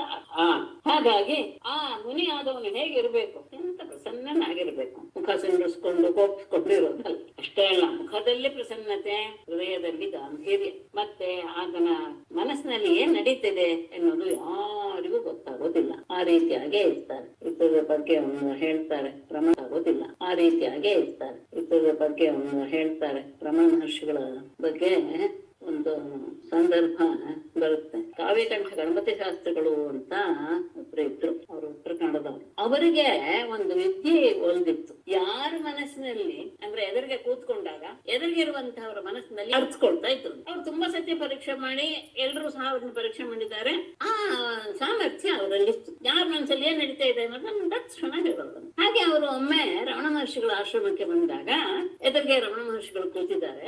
ಇವರು ಅವರ ಮನಸ್ಸನ್ನು ಓದಕ್ಕೆ ಪ್ರಯತ್ನ ಪಟ್ಟರು. ಕಾವ್ಯಘಟಿಕಂಬದ ಶಾಸ್ತ್ರಗಳು ಇವ್ರಿಗೆ ಏನೂ ಕಾಣಲಿಲ್ಲ. ಕಾವ್ಯಘಟಿಕಂಬದ ಶಾಸ್ತ್ರಗಳು ಇವ್ರಿಗೆ ಏನೂ ಕಾಣಲಿಲ್ಲಂತೆ, ಏನೂ ಹೊಡಿಲಿಲ್ಲ. ಅವರಿಗೆ ಗಾಬರಿ ಆಗೋಯ್ತು. ಅಯ್ಯೋ, ನಾನು ಈ ಪರಮ ಪುರುಷರನ್ನ ನಾನು ಪರೀಕ್ಷೆ ಮಾಡಕ್ ಬಂದೆ, ಹಾಗಾಗಿ ನನಗ್ ಬಂದಂತಹ ವಿದ್ಯೆ ಕಳೆದೋಯ್ತು ಅಂತ ಕಾಣುತ್ತೆ ಅಂತ ಅವ್ರಿಗೆ ತುಂಬಾ ಗಾಬರಿ ಆಗ್ಬಿಟ್ಟು ನಮಸ್ಕಾರ ಮಾಡಿ ಹೇಳಿದ್ರಂತೆ, ಖಂಡಿತ ನಾನು ಇನ್ಮೇಲೆ ಇಂಥ ಕೆಲಸ ಮಾಡಲ್ಲ, ನನ್ನ ವಿದ್ಯೆ ನನಗೆ ಅದು ಬರ್ಲಿ ಆ ವಿದ್ಯೆ ಅಂತ. ಆಗ ರಮಣ ಮಹರ್ಷಿಗಳು ಹೇಳಿದ್ರಂತೆ, ಇಲ್ಲಪ್ಪ, ನಿನ್ನಲ್ಲಿ ಆ ವಿದ್ಯೆ ನಿನ್ನಲ್ಲೇ ಇದೆ, ನನ್ನ ಮನಸ್ಸಿನಲ್ಲಿ ಏನು ವಿಚಾರ ನಡೀತಾ ಇರ್ಲಿಲ್ಲ, ಹಾಗಾಗಿ ನನಗೆ ಏನು ಗೊತ್ತಾಗ್ಲಿಲ್ಲ. ಏನಾದ್ರೂ ಇದ್ದಿದ್ರೆ ನಿಮ್ಗೆ ಗೊತ್ತಾಗ್ತಿತ್ತು, ಯಾಕಂದ್ರೆ ನನಗೆ ಅಸಾಮರ್ಥ್ಯ ಇದೆ. ಅದು ನನ್ನ ಮನಸ್ಸು ನಿರ್ವಿಚಾರವಾಗಿ ಇದ್ದಿದ್ದರಿಂದ, ನಿರ್ವಿಷಯವಾಗಿ ಇದ್ದಿದ್ದರಿಂದ, ಅದು ನನ್ನ ಮನಸ್ಸು ನಿರ್ವಿಚಾರವಾಗಿ ಇದ್ದಿದ್ದರಿಂದ, ನಿರ್ವಿಷಯವಾಗಿ ಇದ್ದಿದ್ದರಿಂದ ನಿನಗೆ ಅದರ ಅರಿವು ಆಗಿಲ್ಲ ಅಂತ ಹೇಳಿ ಸಮಾಧಾನ ಮಾಡಿದ್ರು. ಆಮೇಲೆ ಅವರು ರಮಣ ಮಹರ್ಷಿಗಳ ಜೊತೆಗೆ ತುಂಬಾ ಒಡನಾಟ ಇಟ್ಕೊಂಡಿದ್ರಂತೆ ಅವರು ಕಾವ್ಯ ಇದು.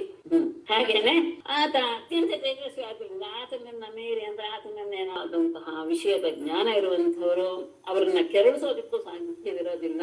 ಶಾಂತವಾದ ನೀರಿನ ಹಾಗೆ, ನೀರಿರುವಂತಹ ಮಹಾಸಾಗರದ ಹಾಗೆ. ಅಂದ್ರೆ ಹಿಂದಿನ ವಿಷಯ ಅಜಗರದ್ದಾಯ್ತು, ಇದು ಸಮುದ್ರದ ವಿಷಯವನ್ನು ತಗೊಳ್ತಾ ಇದ್ದಾರೆ. ಈ ರೀತಿಯಾಗಿರ್ಬೇಕು. ಸಮುದ್ರದ ಗಾಂಭೀರ್ಯವೇ ಗಾಂಭೀರ್ಯ. ಏನೇ ಹೇಳಿ, ಸಮುದ್ರದ ಹತ್ರ ನಿಂತುಕೊಂಡಿದ್ರೆ ಎಷ್ಟು ಹೊತ್ತು ನಾವು ನಿಂತಿದ್ರು ಅದೊಂದು ರೀತಿಯ ನಮ್ಮನ್ನೇ ಸಾಕು ಅನ್ನೋ ಭಾವನೆ ಕೊಡಲ್ಲ. ಅಂದ್ರೆ ಅದು ಅಷ್ಟು ಉದಾತ್ತತೆ, ಅಷ್ಟು ಗಾಂಭೀರ್ಯ, ಅಷ್ಟು ಅದಕ್ಕೆ ವಿಶಾಲತೆ, ವೈಶಾಲ್ಯ ಎಲ್ಲೂ. ಹಾಗೆ ಹೇಗೆ ಇನ್ನೊಂದು ಅದರದ್ದು ಗುಣ ಅಂದ್ರೆ ಎಷ್ಟೇ ಸಮುದ್ರಗಳು ಇದ್ರು ಬಂದಿರುತ್ತೆ, ಬರುತ್ತೆ ಹೋಗುತ್ತೆ. ಬಂದ್ರು ಆತ ಹಿಗ್ಬಾರ್ದು, ಇಲ್ಲ ಅಂತ ಮನಸ್ಸನ್ನ ಕುಗ್ಗಿಸ್ಕೊಳ್ಬಾರ್ದು. ಹೇಗೆ ನದಿಗಳು ಬಂದ್ ಏನು ಮಳೆಗಾಲದಲ್ಲಿ ಉಕ್ಕಿ ಬರುತ್ತೆ, ನದಿಗಳೆಲ್ಲ ಹರ್ಕೊಂಡು. ಆದ್ರೆ ಸಮುದ್ರ ತನ್ನ ಸ್ಥಿತಿ ಏನೋ, ತನ್ನ ಪರಿಧಿ ಏನೋ ಅದನ್ನ ಹಾಗೆ ಇಟ್ಕೊಂಡಿರು. ಹಾಗೆ ಅಂತ ಬೇಸಿಗೆ ಕಾಲದಲ್ಲಿ ಏನೋ ಆಗೋದಿಲ್ಲ. ಸಮುದ್ರದ ಒಂದು ಇದು ವೈಶಿಷ್ಟ್ಯ, ಅದು ಮೇರೆ ಹರಿಯೋದಿಲ್ಲ, ಅದರ ನೀರು ಕಡಿಮೆ ಆಗೋದಿಲ್ಲ. ಅದಕ್ಕೊಂದು ಸಿಗೋ ಇದು ಒಂದು ವರ. ಹಾಗೆ ಮುನೆ ಈ ರೀತಿಯಾಗಿ ಇರಬೇಕು ಸಮುದ್ರದ ಹಾಗೆ ಅನ್ನೋದು ಸಮುದ್ರದಿಂದ ಕಲ್ತಂತ. ಹಾಗೇನೆ ಪತಂಗದ ಹೇಗೆ ಅಗ್ನಿಯಲ್ಲಿ ಇದು ಹೇಯ ಅಂದ್ರೆ ತ್ಯಾಗ ಮಾಡುವಂತ ಅಗ್ನಿಯನ್ನ ನೋಡಿದ ತಕ್ಷಣ ರೂಪಕ್ಕೆ ಮರಳಾಗಿ ಮಿಂಚಿನ ಹುಳು ಬಂದು ಬಿತ್ತು ತನ್ನ ನಾಶ ಮಾಡ್ಕೊಳ್ಳುತ್ತೋ. ಹಾಗೆ ಇಂದ್ರಿಯವನ್ನ ಗೆಲ್ಲದೆ ಇರುವಂತಹ ವ್ಯಕ್ತಿ ದೇವಮಾಯ ಆಗಿರುವ ಸ್ತ್ರೀಯ ಆ ಭಾವಗಳಿರುವಂತಹ ಅವಳನ್ನ ನೋಡಿ ಮೋಹಗೊಂಡು ಅಂಧಕೂಪದಲ್ಲಿ ಬೀಳುತ್ತಾನೆ. ಪತಂಗದ ಅಗ್ನಿಯನ್ನು ನೋಡಿದ ತಕ್ಷಣ ಆರೋಪಕ್ಕೆ ಮರಳಾಗದು ಬಂದು ಬೀಳುತ್ತಲ್ಲ. ಯಾಕೆ ಅಂದ್ರೆ ಈ ಹೆಂಗಸು ಚಿನ್ನ, ಆಭರಣ, ವಸ್ತ್ರ ಇವೆಲ್ಲವೂ ಸಹ ಮಾಯೆಯಿಂದ ಉಂಟಾದವು. ಇವುಗಳೆಲ್ಲ ತನ್ನ ಬೋಧಕ್ಕೆ ಇರೋದು ಅಂತ ಭಾವಿಸಿದ ಮನುಷ್ಯ, ಅದ್ರ ಬಗ್ಗೆ ತನ್ನ ಬೋಧಕ್ಕೆ ಇರೋದು ಅಂತ ಭಾವಿಸಿದ ಮನುಷ್ಯ ಅದ್ರ ಬಗ್ಗೆ ಸರಿಯಾಗಿ ವಿಚಾರ ಮಾಡದೆ ಕಣ್ಣಿಳದ ಕುರುಡನ ಹಾಗೆ ಹೋಗಿ ಬಿದ್ದು ನಾಶವಾಗೋದು, ಪತಂಗದ ಹಾಗೆ ನಾಶವಾಗ್ತಾನೆ. ಇದು ಪತಂಗದಿಂದ ಬಂದಂತಹ ಗುಣ. ಮತ್ತೆ ದುಂಬಿಯಿಂದ ಬಂದಿತ್ತು. ಗೃಹಸ್ಥರಿಗೆ ಯಾರಿಗೂ ಸಹ ತಮ್ಮಿಂದ ಏನು ಕೊಟ್ಟಿ ಪ್ರತಿಯೊಂದು ಮನೆಗಳಿಂದ ಬೇರೆ ಬೇರೆ ಮನೆಗಳಿಂದ ಸಂಗ್ರಹ ಅದನ್ನ ದುಂಬಿಯ ಹಾಗೆ ಮಧುಕರಿ ವೃತ್ತಿಯಿಂದ ಅದನ್ನ ಜೀವಿಸ್ಬೇಕು. ಅಂದ್ರೆ ದೇಹಕ್ಕೆ ಎಷ್ಟು ಬೇಕೋ ಅಷ್ಟು ಮಾತ್ರ ಬೇಡಬೇಕೇ ಹೊರತು ಅದಕ್ಕಿಂತ ಹೆಚ್ಚು ಬೇಡಬಾರದು. ಪ್ರತಿಯೊಂದು ಮನೆಯಲ್ಲೂ ಒಂದೇ ಮನೆಯನ್ನ ಹಿಡ್ಕೊಂಡ್ ಬಿಟ್ರೆ ಏನಾಗುತ್ತೆ, ಅದು ಮೋಹವನ್ನು ಹಿಡ್ಕೊಂಡ್ ಬಿಟ್ರೆ ಏನಾಗುತ್ತೆ, ಅದು ಮೋಹವನ್ನು ಉಂಟು ಮಾಡುತ್ತೆ. ಹಾಗಾಗಿ ಅದು ಹೇಳೋದು ಮತ್ತೆ ಎಷ್ಟೊತ್ತು ನಿಂತ್ಕೊಂಡು ಅವ್ರು ಕಾಯಿಸಿದ್ದಾರೆ ಅಂದಾಗ ಅಲ್ಲಿ ಅವ್ರು ಇಲ್ವೇನೋ ಅಂತ ಹೇಳಿ ಅಲ್ಲಿಂದ ಹೊರಟು ಹೋಗ್ಬೇಕು. ಇತ್ಯಾದಿ ನಿಯಮಗಳು ತುಂಬಾ ಇದೆ. ಹೀಗೆ ಮಾಡ್ಬೇಕು. ಇನ್ನೊಂದು ಮತ್ತೆ ದುಂಬಿ ಅನ್ನೋದು ಅದು ಯಾವುದು ಅಂತ ಯೋಚನೆ ಮಾಡದೆ ಮಧುವನ್ನ ಅದು ಹೇಗೆ ಹೀರುತ್ತೋ ಹಾಗೆ ಜಾಣನಾದಂತಹ ಮನುಷ್ಯ ಚಿಕ್ಕದಾಗ್ಲಿ ದೊಡ್ಡದಾಗ್ಲಿ ಶಾಸ್ತ್ರದಿಂದಲಾಗ್ಲಿ ಎಲ್ಲದರಲ್ಲಿಯೂ ಸಹ ಸಾರವಾದದ್ದನ್ನ ಗ್ರಹಿಸಬೇಕು. ಹಾಗೆ ತಂದಿದ್ದನ್ನ ಸಂಜೆಗೆ ನಾಳೆಗೆ ಅಂತ ಇಡಬಾರ್ದು ಭಿಕ್ಷದ ವಸ್ತುವನ್ನ. ಸಂಜೆಗೆ ನಾಳೆಗೆ ಅಂತ ಇಡಬಾರ್ದು ಭಿಕ್ಷದ ವಸ್ತುವನ್ನ. ಯಾಕೆ ಅಂದ್ರೆ ಅವನಿಗೆ ಕೈ ಮಾತ್ರ ಇರಬೇಕು, ಅಂದ್ರೆ ಕೈಯಲ್ಲೇ ಭಿಕ್ಷೆಯನ್ನು ತಗೊಳ್ಬೇಕು. ಹಾಗೆ ಅದನ್ನ ಹಾಗೇನೆ ಉದರಕ್ಕೆ ಹಾಕೊಳ್ಬೇಕು. ಅದೇ ಪಾತ್ರೆ, ಪಾಣಿ ಪಾತ್ರೆ ಉದರ ಪಾತ್ರೆ ಆಗಿರ್ಬೇಕೆ ಹೊರತು ಸಂಗ್ರಹ ಮಾಡಿಟ್ರೆ ಜೇನು ಹೇಳುವಿನ ಹಾಗೆ ಆತ ಇಟ್ಟಂತಹ ಆ ಇದರಲ್ಲಿ ಜೇನಿನ ಗೂಡಿನಲ್ಲಿ ಅದನ್ನ ಹೇಗೆ ನಾಶ ಮಾಡಿಬಿಡ್ತಾರ ಮನುಷ್ಯರು, ನಾಶ ಮಾಡಿ ಅದನ್ನ ಜೇನನ್ನು ತಗೋತಾರೆ. ಆ ಜೇನು ಹುಳುಗಳು ಸಹ ಬೆಂಕಿಗೆ ಸಿಕ್ಕಿ ನಾಶವಾಗಿ ಬಿಡುತ್ತೆ. ಬೆಂಕಿ ಹಾಕೋದು ಯಾಕೆಂದ್ರೆ ಅಲ್ಲಿ ಇರುವಂತಹ ಜೇನುಗಳೆಲ್ಲ ಹೊಟ್ಟು ಹೋಗ್ಲಿ ಅಂತ. ಕೆಲಸಕ್ಕೆ ಆ ಜೇನುಗಳ ಬೆಂಕಿಗೆ ಸಿಕ್ಕಿ ಹಾಕೊಂಡ್ಬಿಡುತ್ತೆ. ಹಾಗಾಗಿ ಅವುಗಳು ನಾಶವಾಗುತ್ತೆ, ಅವ್ರು ಸಂಪಾದಿಸಿದಂತಹ ಜೇನು ನಾಶವಾಗುತ್ತೆ. ಹೀಗೆ ಆದ್ದರಿಂದ ದುಂಬಿಯಿಂದ ಕಲಿತಿದ್ದು ಇದು ಒಂದೇನು, ಎಲ್ಲದರಲ್ಲಿಯೂ ಸಣ್ಣ ಅದರಲ್ಲಿಯೂ ಸಹ ತಗೊಳ್ಬೇಕು. ತಮಗೆ ಎಷ್ಟು ಬೇಕೋ ಅಷ್ಟು ಮಾತ್ರ, ಅಷ್ಟೇ ಇಲ್ಲ. ಇನ್ನೊಂದು 2 ರೀತಿ ದುಂಬಿ ಇದೆ ಅಂತ ಹೇಳಿದ್ದೆ. ಒಂದು ದುಂಬಿ ಅದನ್ನ ಯಾವಾಗ ಬೇಕೋ ಅವಾಗ ಅದನ್ನ ಮಧುವನ್ನು ತಗೊಳುತ್ತೆ, ಕುಡಿಯುತ್ತೆ, ಹೊರಟು ಹೋಗುತ್ತೆ. ಇನ್ನು ಕೆಲವು ಕುಡಿದದ್ದಲ್ದೆ ಅದನ್ನ ಸಂಗ್ರಹ ಮಾಡುವಂತಹ ಕೆಲಸವನ್ನು ಮಾಡುತ್ತೆ. ಇದನ್ನು ಮಾಡಬಾರದು ಅನ್ನೋದು ಸಹ ದುಂಬಿಯಿಂದ ಕಲ್ತಿತ್ತು. ಆ ಮೊದಲನೇ ದುಂಬಿಯಿಂದ ಇದು ಹಾಗೆ ಇರಬೇಕು ಅನ್ನೋದನ್ನ ಕಲ್ತಿತ್ತು. ಆಗ ನಾಧಿಗಚ್ಚೆ ಸ್ತ್ರೀಯಂ ಪ್ರಾಜ್ಞಃ ತರ್ಹಿಚಿತ್ ಮೃತ್ಯುಮಾತ್ಮನಃ ಬಲಾಧಿಕೈಃ ಸಹ ಅನ್ಯೇತ ಗಜೈಃ ಅನ್ಯೈಃ ಗಜೋ ಯಥಾ. ಯಾಕೆ ಅಂದ್ರೆ ಇದು ಅವನ ಪ್ರಾಣವನ್ನು ಸಹ ಅಪಹರಿಸುವಂತಹ ಇದಕ್ಕೆ ಕಾರಣವಾಗಬಹುದು. ಪ್ರಾಜ್ಞಃ ಕರ್ಹಿಚಿತ್ ಆತ್ಮನಃ ಮೃತ್ಯುಂ ಯಂ ನ ಅಧಿಗಚ್ಚೇತ್ ಅನ್ಯೈಃ ಗಜೈಃ ಗಜಃ ಸಹ ಯಥಾ ಬಲಾಧಿಕೈಃ ಗಜೈಃ ಯಥಾ ಹನ್ಯೇತ ಸಹ ಹನ್ಯೇತ. ಸಹ ಅಂದ್ರೆ ಪ್ರಾಜ್ಞಃ ಇತ್ಯರ್ಥ. ಪ್ರಾಜ್ಞಃ ಬುದ್ಧಿವಂತನಾದವನು ಕರ್ಹಿಚಿತ್ ಯಾವ ಸಂದರ್ಭದಲ್ಲಿಯೂ ಸಹ ಆತ್ಮನಃ ಮೃತ್ಯುಂ ತನಗೆ ಮೃತ್ಯು ರೂಪಳಾದಂತಹ ಸ್ತ್ರೀಯನ್ನ ನ ಅಧಿಗಚ್ಚೇತ್ ಹೊಂದಬಾರದು. ಯಾವುದೇ ಕಾರಣಕ್ಕೂ ಸ್ತ್ರೀಯರ ಸಹವಾಸವನ್ನ ಮಾಡಕ್ ಹೋಗ್ಬಾರದು. ಅವಳು ತನ್ನ ಮೃತ್ಯು ಅಂತಾನೆ ಭಾವಿಸ್ಬೇಕು. ಇಲ್ಲದಿದ್ರೆ ಏನಾಗುತ್ತೆ, ಅನ್ಯೈಹಿ ಗಜೈಹಿ ಬೇರೆಯ ಆನೆಗಳಿಂದ ಎಂಥದ್ದು ಬಲಾಧಿಕೈಹಿ ಗಜೈ ಬಲದಿಂದ ಕೂಡಿರುವಂತಹ ಅಧಿಕ ಬಲವನ್ನು ಹೊಂದಿದಂತಹ ಆನೆಗಳಿಂದ ಗಜಃ ಯಥಾ ಅನ್ಯೇತ. ಒಂದು ಆನೆ ಅನೇಕ ಆನೆಗಳು ಬಂದು ಹೇಗೆ ಒಂದು ಆನೆಯನ್ನ ನಾಶ ಮಾಡಿಬಿಡುತ್ತೋ ಹಾಗೆ ಸಹ ಆ ವ್ಯಕ್ತಿಯು ಸಹ ಅನ್ಯೇತ ಹತನಾಗಬಹುದು. ಹಾಗಾಗಿ ಪ್ರಾಜ್ಞನಾದವನು ಸ್ತ್ರೀ ಸಂಸರ್ಗವನ್ನ ಮಾಡಬಾರದು. ಯಾಕೆಂದ್ರೆ ಆ ಸ್ತ್ರೀ ತನಗೆ ಮುಖ್ಯವಾಗಿ ಪರಿಣಮಿಸಬಹುದು. ಯಾಕೆಂದ್ರೆ ಒಂದು ಹೆಣ್ಣಿನ ನಿಮಿತ್ತವಾಗಿ ಆನೆಗಳು ಪರಸ್ಪರ ಹೊಡೆದಾಡ್ಕೊಳ್ಳುತ್ತೆ. ಆಗ ಒಂದು ಹೆಣ್ಣಾನೆಯನ್ನ ಸ್ಪರ್ಶ ಮಾಡ್ತು ಅಂತ ಹೇಳ್ತಾರೆ. ನಾವು ಉಳಿದ ಎಲ್ಲ ಬಲಶಾಲಿಗಳಾದ ಆನೆಗಳು ಬಂದು ಆ ಆನೆಯನ್ನ ನಾಶ ಮಾಡೋದಕ್ಕೆ ನೋಡುತ್ತೆ. ಹಾಗಾಗಿ ಅದು ಆ ಹೆಣ್ಣಾನೆಗೆ ಮೋಹಕ್ಕೆ ಬಲಿಯಾಗಿ ಇವುಗಳಿಂದ ಪ್ರಾಣವನ್ನು ಕಳೆದುಕೊಳ್ಳುವಂತಹ ಸಾಧ್ಯತೆ ಇದೆ ಲೋಕದಲ್ಲಿ. ಹಾಗೆ ಆಗಿ ಬಿಡುತ್ತೆ ಅಂತ ಆನೆಯನ್ನು ತಗೊಂಡು. ಆಮೇಲೆ ಇನ್ನೊಂದು ವಿಶೇಷವಾದಂತಹದ್ದು ನೋಡಿ, ಅವರ ಆಗ ಎಲ್ಲವನ್ನೂ ಸಹ ಅರಿತಿದ್ರು ಅನ್ನೋದು ವಿಶೇಷ ಅನ್ಸುತ್ತೆ. ಮಧುಹ ಅಂತ ಒಂದು ದುಂಬಿ ಪಕ್ಷಿನ ಅಂದ್ರೆ ದುಂಬಿಯ ತರದಂತ ಜೇನನ್ನ ತಿನ್ನುವಂತ ಅದು ಅದಕ್ಕೆ ಒಂದು ವಿಶೇಷ ಅಂತೆ. ಅದಕ್ಕೆ ಆ ಹಕ್ಕಿಗೆ ಏನಂದ್ರೆ ಈ ಜೇನುಗಳೆಲ್ಲವೂ ಸಹ ಇವುಗಳು ಯಾವ್ದೋ ಬೇರೆ ಜೇನುಗಳು ಬಂದು ಎಲ್ಲ ಸಂಗ್ರಹಿಸಿ ಇಡುತ್ತವಲ್ಲ ಅದನ್ನೆಲ್ಲ ಅದು ತಿಳ್ಕೊಂಡಿರುತ್ತಂತೆ. ಎಲ್ಲಿಟ್ಟಿರುತ್ತೆ ಏನು ಇವುಗಳೆಲ್ಲ ತಗೊಂಡೋಗಿ ಇಟ್ಟು ಮತ್ತೆ ಬೆಳಗ್ಗೆ ಮತ್ತೆ ಸಂಗ್ರಹಕ್ಕೆ ಹೋದಾಗ ಇದು ಬಂದು ಎಲ್ಲವನ್ನು ತಿಂದು ಹಾಕಿಬಿಡುತ್ತೆ. ಹೇಗೆ ಅಂದ್ರೆ ಜಿಪಣನ ಹಣವನ್ನ ಹೇಗೆ ಹಾಗೆ ಮಧುಹ ಅನ್ನೋದ್ರಿಂದ ಅದು ಒಂದು ವಿಶೇಷ ಅದ್ಭುತವಾಗಿದೆ. ಎರಡು ಶ್ಲೋಕದಲ್ಲಿದೆ, ಚೆನ್ನಾಗಿದೆ. ಲುಪ್ತೈ ನರೇಯಂ ನೋಪಭೋಗ್ಯಂಚ ಲುಪ್ತೈ ಯದ್ ದುಃಖ ಸಂಚಿತಂ ಭುಂಕ್ತೆ ತದಪಿ ತಚ್ಚಾನ್ಯೋ ಮಧುಹೇವ ಅರ್ಥವಿತ್ ಮಧು ಸುದುಃಖೋಪಾರ್ಜಿತೈಃ ವಿತ್ತೈಃ ಆಶಾಸಾನಾಂ ಗೃಹಾಶಿಷಃ ಮಧುಹೇವಾಗ್ರತೋ ಭುಂಕ್ತೆ ಯತಿರ್ವೈಗೃಹ ಮೇಧಿನಾಂ. ಇದು ಅದ್ಭುತವಾದಂತ ಶ್ಲೋಕ, ನನಗೆ ಅನಿಸ್ತು. ಲುಬ್ಧೈಃ ಯತ್ ದುಃಖ ಸಂಚಿತಂ ನ ದೇಯಂ ನ ಉಪಭೋಗ್ಯಂ ತದಪಿ ಭುಂಕ್ತೆ ತಚ್ಚ ಅನ್ಯಃ ಭುಂಕ್ತೆ ಅರ್ಥವಿತ್ ಮಧುಃ ಮಧು ಇವ. ಸ್ವಲ್ಪ ಅಲ್ಲಲ್ಲೇ ಸಣ್ಣ ಶಬ್ದಗಳಾದಂಗ ಅಲ್ಲಲ್ಲೇ ಇದೆ, ಸ್ವಲ್ಪ ಸಂಧಿ ಬಿಡಿಸಿ ತಿಳ್ಕೊಳ್ಬೇಕು. ಯುದ್ಧ ಇದೆ ಜಿಪುಣನಾದವರಿಂದ ಯದ್ ದುಃಖ ಸಂಚಿತಂ, ಯಾವ ಹಣವನ್ನ ಅವರು ಬಹಳ ಕಷ್ಟಪಟ್ಟು ಸಂಗ್ರಹ ಮಾಡಿರ್ತಾರೆ. ಅದೇನೋ ನ ದೇಯಂ ನ ಅಪಭೋಗ್ಯಂ, ಅದನ್ನ ಅವ್ರು ಇನ್ನೊಬ್ರಿಗೆ ಕೊಡೋದು ಇಲ್ಲ, ತಾನು ಸಹ ಬಹಳ ಕಷ್ಟಪಟ್ಟು ಅದನ್ನ ಸಂಗ್ರಹ ಮಾಡಿರ್ತಾರೆ. ಅದೇನಾಗುತ್ತೆ, ತದಪಿ ಅದನ್ನ ಅನ್ಯ ಭುಂಕ್ತೆ, ಇನ್ಯಾರೋ ಒಬ್ಬ ಬಂದು ಅವನಿಗೆ ಸಿಗುತ್ತೆ, ಅದನ್ನ ತಿಂದು ಹಾಕ್ತಾನೆ. ಅಷ್ಟೇ ಇಲ್ಲ, ತಚ್ಚ ಅನ್ಯ ಭುಂಕ್ತೆ, ಅವನ ತಂದಿದ್ದನ್ನ ಅವನು ಇನ್ನೊಬ್ಬ ತಿಂತಾನಲ್ಲ, ಅದನ್ನ ಇನ್ನೊಬ್ಬ ಅವನ ಬಲವಂತವಾಗಿ ಅದರಿಂದ ಕಿತ್ಕೊಂಡು. ಅರ್ಥವಿತ್ ಮಧುಹ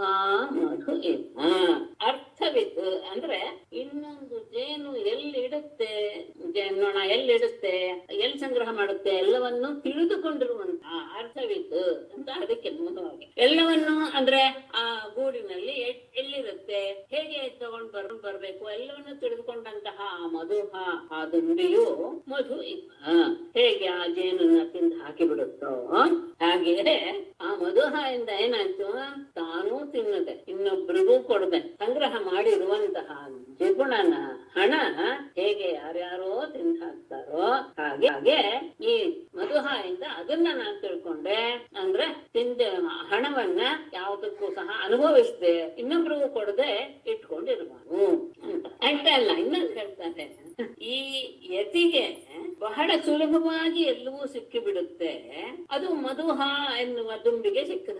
ಸುಖ ದುಃಖೋಪಾರ್ಜಿತೈ ವಿತ್ತೈ ಗೃಹಾಶಿಷಃ ಆಶಾಸಾನಾಂ ಅಂತ ಇರಬೇಕು, ಒಂದು ನಾಕಾರ ಬಿಟ್ಟು ಇದೆ, ಅದು ಹರ್ಷತ್ವ ಇಟ್ಕೋಬೇಕು.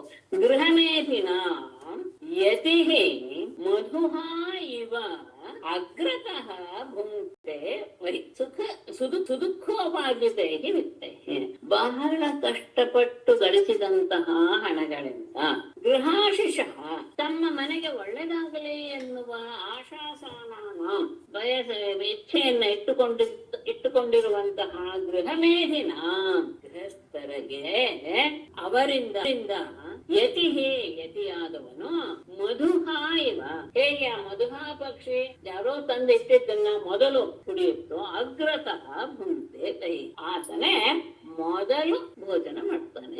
ಯಾಕೆಂದ್ರೆ ಒಂದು ನಿಯಮವಿದೆ, ಮನೆಗಳಲ್ಲಿ ಸಾಮಾನ್ಯವಾಗಿ ಈ ಓದುವ ಮಕ್ಕಳು ಮತ್ತು ಸನ್ಯಾಸಿಗಳು ಅವರಿಗೆ ಗೃಹಸ್ಥರೇ ಆಶ್ರಯ, ಗೃಹಸ್ಥನಿಂದಲೇ ಎಲ್ಲ ಉಳಿದ ಎಲ್ಲ ಆಶ್ರಮಗಳು ಸಹ ಇದಾಗೋದು, ಏನು ಉದ್ಧಾರ.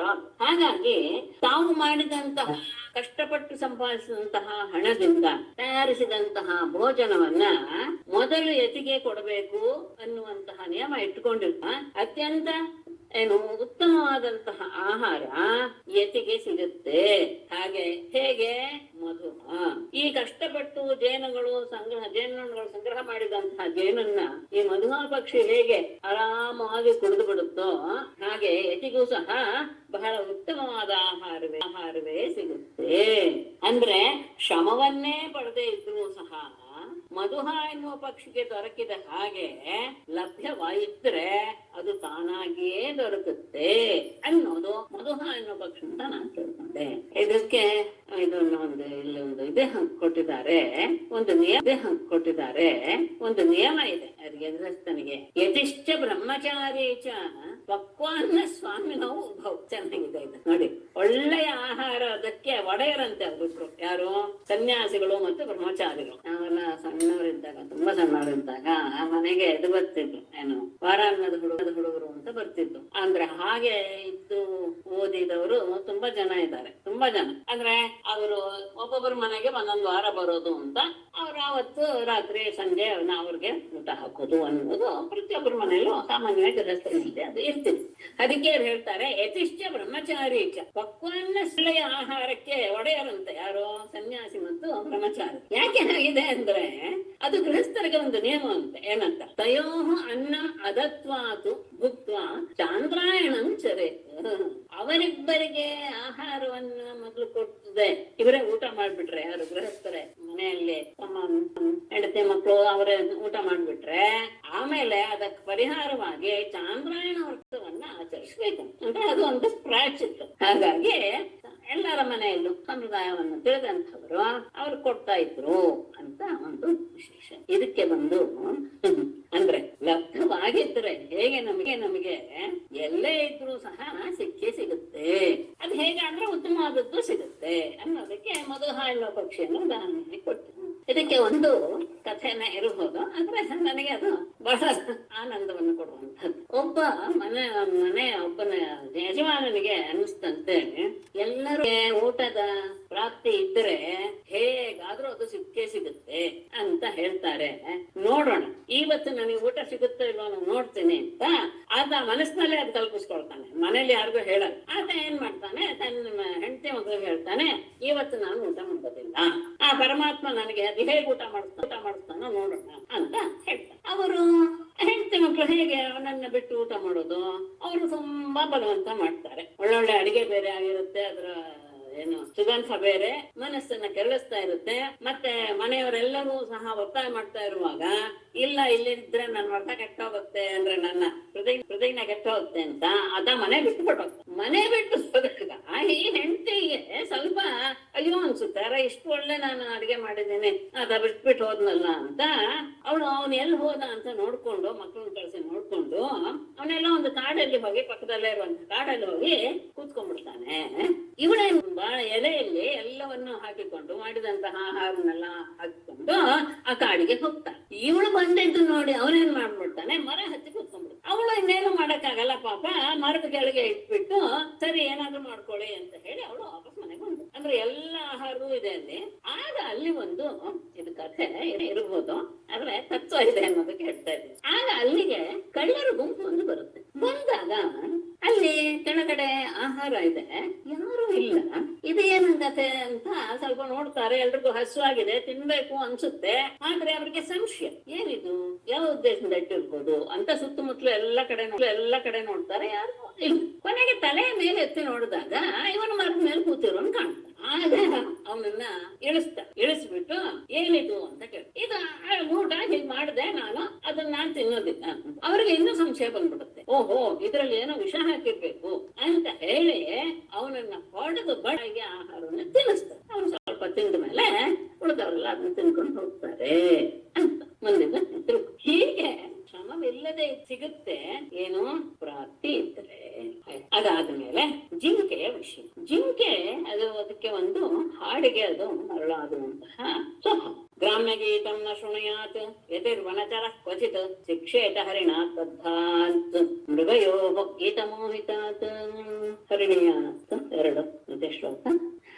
ವನಚರಃ ಯತಿಃ ಕ್ವಚಿತ್ ಗ್ರಾಮ್ಯ ಗೀತಂ ನ ಶೃಣುಯಾತ್ ಮೃಗಯೋಃ ಗೀತಮೋಹಿತಾತ್ ಬದ್ಧಾತ್ ಹರಿಣಾತ್ ಶಿಕ್ಷೇತ. ವನಚರ ಕಾಡಿನಲ್ಲಿ ಓಡಾಡುವಂತಹ ಯತಿಯು ಕ್ವಚಿತ್ ಎಂದಿಗೂ ಸಹ ಗ್ರಾಮ್ಯ ಗೀತಂ ಅಂದ್ರೆ ಮನುಷ್ಯರು ಮಾತಾಡುವಂತಹ ಹಾಡುಗಳು, ಅಂದ್ರೆ ಯಾವ್ದಾವುದೋ ಒಂದು ವಿಷಯ ಇರುವಂತಹ, ಸಂಸಾರದ ವಿಷಯ ಇರುವಂತಹ, ಸ್ತ್ರೀಯರ ವಿಷಯ ಇರುವಂತಹ ಈ ರೀತಿಯಾದಂತಹ ಹಾಡುಗಳನ್ನ ಕೇಳಬಾರದು. ಉತ್ತಮವಾದದ್ದು ಧಾರ್ಮಿಕವಾದದ್ದನ್ನ ಕೇಳಬೇಕೇ ಹೊರತು ಗ್ರಾಮ್ಯ ಗೀತವನ್ನು ಕೇಳಬಾರದು. ಯಾಕೆ ಅಂದ್ರೆ ಮೃಗಯು ಶಬ್ದ ಬೇಡ ಅಂತ ಅರ್ಥ. ಬೇಡನ ಗೀತ ಮೋಹಿತ ಅಂತ ಅವನ ಆ ಹಾಡಿಗೆ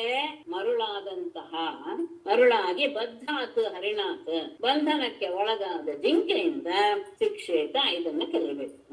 ಅವನು ಹಾಡ್ಕೊಂಡು ಕೊಳಲು ನುಡಿಸ್ಕೊಂಡು ಅಥವಾ ಅವುಗಳನ್ನು ಸೆಳೆಯುವಂತಹ ಮಧುರವಾದಂತಹ ಧ್ವನಿಯನ್ನು ಮಾಡ್ತಾ ಬಂದಾಗ ಹಾಡನ್ನು ಕೇಳ್ತಾ ಬಂದು ನಿಂತು ಬಿಡುತ್ತಂತೆ ಹರಿಣಗಳು. ಆಗ ಇವರು ಹೋಗಿ ಕಟ್ಟಂತ ಹರಿಣವನ್ನ ಬಂಧಿಸ್ತಾರೆ ಅನ್ನೋದು ಬೇಡರ ಒಂದು ಕ್ರಮ. ಹಾಡಿಗೆ ಮರಳಾಗಿ ಹೇಗೆ ಹರಿಣ ಬಂಧನಕ್ಕೆ ಒಳಗಾಗಿ ಬಿಡುತ್ತೋ ಹಾಗೆ ಈ ರೀತಿಯಾದಂತಹ ಗೀತೆಗಳು ವನಚರನನ್ನ ಹಾಳು ಮಾಡುತ್ತೆ. ಅಷ್ಟೇ ಅಲ್ಲ, ಹೇಗೆ ಅದಕ್ಕೆ ಉದಾಹರಣೆ ನೃತ್ಯವಾದಿತ್ರ ಗೀತಾನಿ ವಿಷನ್ ಗ್ರಾಮ್ಯಾಣಿ ಯೋಷಿತಾನ್ ಆಸಾಂ ಕ್ರೀಡಾನಕೋ ವಶ್ಯಃ ಋಷ್ಯಶೃಂಗೋ ಮೃಗೇಶುತಃ.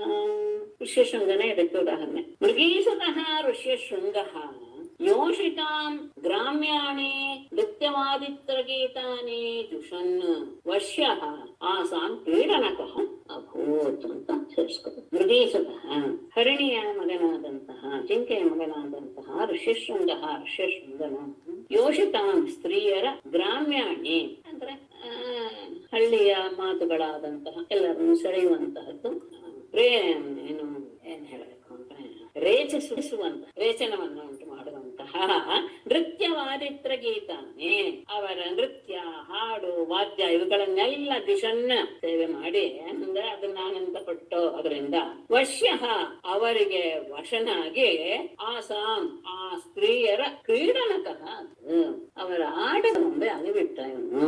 ಅದಕ್ಕೆ ಮೋಹಗೊಂಡು ತಾನೆ ಅವ್ರು ಹೇಳ್ದಂಗೆಲ್ಲ ಮಾಡೋದಕ್ಕೆ ಶುರು ಮಾಡ್ದ, ಅವರಿಗೆ ವಶನಾಗಿ ಬಿಟ್ಟ. ಇದು ಗ್ರಾಮ್ಯ ಗೀತೆಯ ಪಾಠ. ಹಾಗಾಗಿ ಈ ತರದ ವಿಷಯಗಳಲ್ಲಿ ಯಾವತ್ತೂ ಸಹ ಆಸಕ್ತಿಯನ್ನ ತಾಳಬಾರದು, ಅದನ್ನ ಕೇಳಲೇಬಾರದು. ಅದಾದ ಮೇಲೆ ಜಿಹ್ವ, ಜಿಹ್ವ ಅಂದ್ರೆ ಮೀನಿನ ವಿಷಯವನ್ನು ತಗೊಂಡು ಅದು ಹುಳುವಿನ ಆಸೆಗೆ ಹೋಗಿ ಸಿಕ್ಕಾಕೊಳ್ಳುತ್ತೆ. ಜಿಹ್ವಯ ಅತಿ ಪ್ರಮಾಥಿನ್ಯ ಜನೋ ರಸ ವಿಮೋಹಿತ ಮೃತ್ಯುಂ ಪೃಚ್ಛತಿ ಅಸದ್ಬುದ್ಧಿ ಮೀನಸ್ತು ಬಡಿಶೈಃ ಯಥಾ. ಅತಿ ಪ್ರಮಾಥಿನ್ಯಾ ಜಿಹ್ವಯಾ ರಸಮೋಹಿತಃ ಜನಃ ಮೃತ್ಯುಂ ಪೃಚ್ಛತಿ ಅಸದ್ಬುದ್ಧಿಃ ಮೀನಃ ಯಥಾ ಬಡಿಶೈಃ ತು. ಅತಿ ಪ್ರಮಾಥಿನ್ಯ ಎಲ್ಲೆಲ್ಲೂ ಅಸಾಧ್ಯವಾದದ್ದು ಈ ನಾಲಿಗೆ ಅನ್ನೋದು ಮಾತ್ರ. ಅಂತಹ ಜಿಹ್ವಯ ನಾಲಿಗೆಯಿಂದ ರಸ ವಿಮೋಹಿತ, ಆ ರಸದ ರುಚಿಯ ಮೋಹಕ್ಕೆ ಒಳಗಾದಂತಹ ಜನರು ಮೃತ್ಯು ಮೃಚ್ಛತಿ, ಅವರು ಸಾವಿಗೆ ಒಳಗಾಗಿ ಬಿಡುತ್ತಾರೆ. ಹೇಗೆ? ಅಸದ್ಬುದ್ಧಿ, ಬುದ್ಧಿ ಇಲ್ಲದೆ ಇರುವ ಮೀನು ಯಥಾ ಬಡಿಶೈಹಿ, ಹೇಗೆ ಆ ಗಾಳಕ್ಕೆ ಕಟ್ಟಿದಂತಹ ಆ ಹುಳುವನ್ನ ತಿನ್ನಕ್ಕೆ ಅಂತ ಹೋಗಿ ನೆಮ್ಮದಿಯಾಗಿ ಯಾವ ತೊಂದರೆ ಇಲ್ಲದೆ ನೀರೊಳಗಿದ್ರೂ ಸಹ ಆಮೇಲೆ ಕಾಣುವಂತಹ ಆ ಹುಳುವನ್ನ ಗಾಳಕ್ಕೆ ಸಿಕ್ಸಿರ್ತಾರೆ, ಅತ್ಯಂತ ಉತ್ತಮವಾದದ್ದು ಅನ್ಕೊಂಡು ಇದು ಬಂದು ಅದನ್ನ ತಿನ್ನಕ್ ಹೋಗುತ್ತೆ, ಗಾಳಕ್ಕೆ ಸಿಕ್ ಹಾಕೊಂಡು ಸಾಯುತ್ತೆ. ಹಾಗೆ ಈ ನಾಲಿಗೆ ಎನ್ನುವುದು ಬಹಳ ಗೆಲ್ಲಲು ಅಸಾಧ್ಯವಾದದ್ದು. ಅದರ ವಶಕ್ಕೆ ಸಿಕ್ಕಿ ಹಾಕಿಕೊಂಡು ಬಿಟ್ರೆ ರುಚಿಯನ್ನ ಬಯಸುವಂತಹ ಜನ ಅದರ ಮೋಹಕ್ಕೆ ಒಳಗಾಗಿ ಮರಣವನ್ನು ಹೊಂದಬಹುದು. ಹೇಗೆ ಮೀನು ಮರಣವನ್ನು ಹೊಂದುತ್ತೋ ಹಾಗೆ. ಹಾಗಾದ್ರೆ ಆಹಾರವನ್ನ ಬಿಟ್ಟು ಬಿಡಬೇಕೆ ಅಂದ್ರೆ ಇಲ್ಲ. ಇಂದ್ರಿಯಾಣಿ ಜಯಂತ್ಯಾಶು ನಿರಾಹಾರ ಮನೀಷಿಣಃ ವರ್ಜಯಿತ್ವಾ ತುರಸನಂ ತನ್ನಿರನ್ನಸ್ಯ ವರ್ಧತೆ. ಚೆನ್ನಾಗಿದೆ. ಮುಂದೆಂದು ನಾಲ್ಗೆ ಇದೇನೆ. ಮನೀಷಿಣಃ ನಿರಾಹಾರ ಇಂದ್ರಿಯಾಣಿ ಆಶು ಜಯಂತಿ ಗಮನಿಸಿ ರಸನಂ ವರ್ಜಯಿತ್ವಾ ತತ್ ನಿರನ್ನಸ್ಯ ವರ್ಧತೆ. ಎಷ್ಟೆಲ್ಲ ವಿಚಾರ ಮಾಡಿ ಒಂದೊಂದು ಇಂದ್ರಿಯಗಳ ಬಗ್ಗೆ ಯೋಚನೆ ಮಾಡಿ ಹೇಳಿದ್ದಾರೆ ಅಂದ್ರೆ ಆಶ್ಚರ್ಯ ಆಗ್ಬಿಡುತ್ತೆ. ಮನೀಷಿಣಃ ಅತ್ಯಂತ ಬುದ್ಧಿಶಾಲಿಗಳಾದಂತಹ ವ್ಯಕ್ತಿಗಳು ನಿರಾಹಾರ ಆಹಾರವನ್ನೆಲ್ಲ ಬಿಟ್ಟು ಇಂದ್ರಿಯಾಣಿ ಆಶುಚಯಂತೆ, ತಮ್ಮ ಇಂದ್ರಿಯಗಳನ್ನೆಲ್ಲ ಬಹಳ ಬೇಗ ತಮ್ಮ ಅಧೀನಕ್ಕೆ ತಂದುಕೊಂಡು ಬಿಡುತ್ತಾರೆ. ಯಾವುದನ್ನು ಬಿಟ್ಟು ಆದರೆ ರಸನಂ ವರ್ಜಯಿತ್ವ, ನಾಲಿಗೆ ಅದು ಉಪೇಂದ್ರಿಯವನ್ನ ಬಿಟ್ಟು ಉಳಿದ ಇಂದ್ರಿಯಗಳನ್ನೆಲ್ಲ ಅವರ ಆಹಾರವನ್ನ ತ್ಯಜಿಸಿ ಗೆದ್ಕೊಂಡ್ ಬಿಡ್ತಾರೆ. ಆದ್ರೆ ಜಿತೇಂದ್ರಿಯವನ್ನ ಅವ್ರು ಗೆಲ್ಲಕ್ಕೆ ಆಗಲ್ಲ. ಯಾಕೆ ಅಂದ್ರೆ ತತ್ ಆ ಇಂದ್ರಿಯ ಇದೆಯಲ್ಲ, ಜಿತೇಂದ್ರಿಯ ಇದೆಯಲ್ಲ, ಅದು ನಿರನ್ನಸ್ಯ, ಅದಕ್ಕೆ ಆಹಾರ ಇಲ್ಲದೆ ಇದ್ದರೆ ಅದು ವರ್ಧತೆ, ಅದು ಇನ್ನೂ ಹೆಚ್ಚು ಬೆಳೆಯುತ್ತಂತೆ. ಅಂದ್ರೆ ಬೇಕು ಅಂತ ಅದರ ಬಲ ಹೆಚ್ಚಾಗುತ್ತೆ. ಹಾಗಾಗಿ ತಾವಜ್ಜಿತೇಂದ್ರಿಯೋ ನ ಸ್ಯಾತ್ ವಿಜಿತಾನ್ಯೇಂದ್ರಿಯ ಪುಮಾನ್ ನ ಜಯೇತ್ ರಸನಂ ಯಾವತ್ ಜಿತಂ ಸರ್ವಂ ಜಿತೇ ರಸೇ. ಇದು ಬಹಳ ಪ್ರಧಾನ ಅಂತ ಹೇಳ್ತಾರೆ. ವಿಜಿತಾನ್ಯೇಂದ್ರಿಯ ಪುಮಾನ್ ತಾವತ್ ಜಿತೇಂದ್ರಿಯ ನ ಸ್ಯಾತ್ ಯಾವತ್ ರಸನಂ ನ ಜಯೇತ್ ರಸೇ ಜಿತೆ ಸರ್ವಂ ಜಿತಂ. ವಿಜಿತ ಅನ್ಯ ಇಂದ್ರಿಯ, ಉಳಿದ ಎಲ್ಲ ಇಂದ್ರಿಯಗಳನ್ನು ಗೆದ್ದಂತಹ ಪುಮಾನ್ ಮನುಷ್ಯನು ತಾವತ್ ಅಲ್ಲಿಯವರೆಗೆ ಜಿತೇಂದ್ರಿಯ ನ ಸ್ಯಾತ್, ಅವನನ್ನ ಜಿತೇಂದ್ರಿಯ ಅಂತ ಹೇಳಕ್ಕೆ ಆಗೋದಿಲ್ಲ. ಎಲ್ಲಿವರೆಗೆ? ಯಾವತ್ ರಸನಂ ನ ಜಯಿತ, ಎಲ್ಲಿಯವರೆಗೆ ಅವನ ನಾಲಿಗೆಯನ್ನ ಗೆಲ್ಲುವುದಿಲ್ವೋ ಅಲ್ಲಿಯವರೆಗೆ ಅವನು ಜಿತೇಂದ್ರಿಯ ಅಲ್ಲವೇ ಅಲ್ಲ. ಯಾಕೆ? ರಸೇಜಿತೆ, ಆ ರುಚಿಯನ್ನ ಗೆದ್ದು ಬಿಟ್ರೆ, ನಾಲಿಗೆಯಲ್ಲಿ ರುಚಿ ತಾನೇ ಬಯಸುತ್ತೆ, ಆ ರಸವನ್ನ ಗೆದ್ದು ಬಿಟ್ರೆ ಸರ್ವಂ ಜಿತಂ, ಎಲ್ಲವನ್ನೇನೆ. ಯಾಕೆಂದ್ರೆ ಹೇಳ್ತಾರೆ ಹಿಂದಿನಲ್ಲಿ ತನ್ನಿರನ್ನಸ್ಯ ವರ್ತತೆ ಅಂತ. ಆಹಾರ ಬಿಟ್ಟ ತಕ್ಷಣ ಜಿಹ್ವೇಂದ್ರಿಯಕ್ಕೆ ಇನ್ನು ತೀವ್ರವಾದಂತಹ ಬಯಕೆ ಉಂಟಾಗ್ಬಿಡುತ್ತೆ. ಆಗ ಆಹಾರವನ್ನು ತಿಂದ ತಕ್ಷಣ ಉಳಿದ ಇಂದ್ರಿಯಗಳು ಸಾಚಿಗೊಳ್ಕೊಳ್ಳೋಕೆ ಶುರುವಾಗಿ ಬಿಡುತ್ತೆ. ಹಾಗಾಗಿ ಏನ್ ಮಾಡ್ಬೇಕು? ಹಾಗಾದ್ರೆ ರುಚಿಯನ್ನ ಬಯಸದೆ, ಅದಕ್ಕೆ ಜಿತೇ ರಸೆ ಸರ್ವಂ ಜಿತಂ, ಔಷಧದ ಹಾಗೆ ಆಹಾರವನ್ನ ಮಿತವಾಗಿ ತೆಗೆದುಕೊಳ್ಳಬೇಕು. ಒಬ್ಬ ಕವಿಯ ವಿಷಯದಲ್ಲ, ಒಬ್ಬ ಪ್ರಸಿದ್ಧನಾದ ಕವಿನೇ, ಆತನಿಗೆ ಗುರುಗಳು ತಮ್ಮ ಹೆಂಡತಿಗೆ ಹೇಳಿದ್ರಂತೆ, ನೋಡು ನೀನ್ ದಿನಾ ಅವನಿಗೆ ಹಾಗಲಸವನ್ನೇ ಊಟಕ್ಕೆ ಕೊಡಬೇಕು ಅಂತ. ಯಾರು ನಪ್ಪಿದೆ ಯಾರ್ದಾದ್ರು ಒಬ್ಬ ದೊಡ್ಡ ಪ್ರಸಿದ್ಧನಾದ ಕವಿನೇ ಅಂತ. ಹಾಗೇನೆ ಹರ್ಷ ಕವಿನ ಹರ್ಷ ವಿದ್ವದೌಷಧಂ ಆತನ ಅಂತ. ಹರ್ಷನೇನ ಇರ್ಬೋದಾ? ನೈಷಧ ಬರ್ದವನು. ಹಾ ಹೌದು, ಅತ ಅವನಿಗೆ ಬುದ್ಧ ಹಾಕಿದ್ರು ತುಂಬಾ. ಇದು ಕಹಿನೇ ಕೊಡಕ್ಕೆ ಹೇಳಿದ್ದು ಪ್ರಸಿದ್ಧನಾದಂತೆ. ಶೇಮು ಶೀಮು ಆಶಮಷ್ಟಾಮಿ ಬುದ್ಧ ಕೊಟ್ಟು. ಇಲ್ಲ ಇಲ್ಲ, ಅವನು ಬೇರೆಪ್ಪ. ಅವನು ಬೇರೆ. ಅವನೇ ಶ್ರೀಹರ್ಷ ಅಲ್ಲ, ಅವನೇ ಹರ್ಷ, ಶ್ರೀಹರ್ಷ ಅವನು. ಅಂದ್ರೆ ಇದು ಅದು ಇನ್ನೊಂದು, ಅದು ಅಲ್ಲ, ಇದು ಇನ್ನೊಬ್ಬ ಕವಿ. ಅವನು ಮತ್ತೆ ಗುರುಗಳು ಹೆಂಡತಿಗೆ ಹೇಳಿರ್ತಾರಂತೆ ಅವನು ಯಾವತ್ತು ಅದ್ರ ಬಗ್ಗೆ ಏನು ಇದು ಹೆಚ್ಚತಾನೋ, ಸರಿ ಇಲ್ಲ ಅಂತ ಹೇಳ್ತಾನ, ಆವತ್ತು ನೀನು ಸರಿಯಾದ ಆಹಾರವನ್ನ ಅವನಿಗೆ ಬಡಿಸು ಅಂತ. ಅದನ್ನೇ ಆಕೆ ಹಾಗೆ ಆಯ್ತು ಅಂತ ಆಕೆ ಅವನಿಗೆ ಯಾವಾಗ್ಲೂ ಹಾಗಲಕಾಯಿ ರಸವನ್ನೇ ಆ ಥರದ ಕಹಿಯ ಆಹಾರವನ್ನೇ ಕೊಡ್ತಾ ಇದ್ಲಂತೆ. ಅವನು ಸುಮ್ಮನೆ ಬಂದಿಟ್ಕೊಂಡು ಹೋಗ್ತಿದ್ದ. ಆಮೇಲೆ ಒಂದು ದಿವಸ, ಅಂದ್ರೆ ತುಂಬಾ ದಿವಸಗಳಾಯ್ತು, ತುಂಬಾ ತಿಂಗಳು ವರ್ಷಗಳು ಆಮೇಲೆ ಒಂದ್ ದಿವಸ, ಯಾಕೆ ಇವತ್ತು ಕಹಿಯಾಗಿದೆಯಲ್ಲ ಊಟ ಅನ್ನಂತೆ. ಆಗ ಅವರು ಅದನ್ನ ತೆಗೆದು ತಮಗೆ ಎಲ್ಲರಿಗೂ ಮಾಡ್ಕೊಂಡಂತಹ ಆಹಾರವನ್ನು ಕೊಟ್ರು. ಅಂದ್ರೆ ವಿದ್ಯೆಯನ್ನ ಕಲಿಯುವಂತಹ ಸಂದರ್ಭದಲ್ಲಿ ಹೇಗೆ ಇರಬೇಕು ಶಿಷ್ಯ ಅನ್ನೋದನ್ನ ಗುರುಗಳು ಅವನಿಗೆ ಕಲಿಸಿದ್ರು ಅಲ್ಲ, ಅವನು ಹಾಗಿದ್ದ, ಅದು ವಿಶೇಷ. ಅಂದ್ರೆ ಯಾವ ರುಚಿಯೂ ಗೊತ್ತಾಗ್ತಿರ್ಲಿಲ್ಲ, ಕೇವಲ ದೇಹದ ಪೋಷಣೆಗೋಸ್ಕರ ಮಾತ್ರ ಆತ ಊಟ ಮಾಡ್ತಿದ್ದ. ಗುರುಕುಲದ ಅಂತ ಇದು ಯಾವ ಗುರುಕುಲದಲ್ಲಿ ಒಬ್ಬ ವಿದ್ಯಾರ್ಥಿಗೆ ಮಾಡಿದ್ರು ಅಂತ ನಾನು ಓದಿದ್ದೀನಿ. ಅಲ್ಲ, ಇದು ಪ್ರಸಿದ್ಧವಾದ ಕವಿತೆ. ಜೊತೆಗೆ ರುಚಿ ನೋಡ್ತಿದ್ದಾಗ ಇನ್ನು ವಿದ್ಯೆ ಮುಗೀತಪ್ಪ ನೀನು ಹೋಗ್ಬೋದು ಅಂತ ಅವನಿಗೆ ಆವತ್ತಿಗೆ ವಿದ್ಯೆ ಮುಗೀತು ಅಂತ ಕಳಿಸಿದ್ರು. ಶ್ರೀಹರ್ಷಂದು ಹೇಗೆ ನೆನಪಿಸ್ಬಿಟ್ರು ಸರಸ್ವತಿ ಹೇಳ್ಬಿಟ್ರು.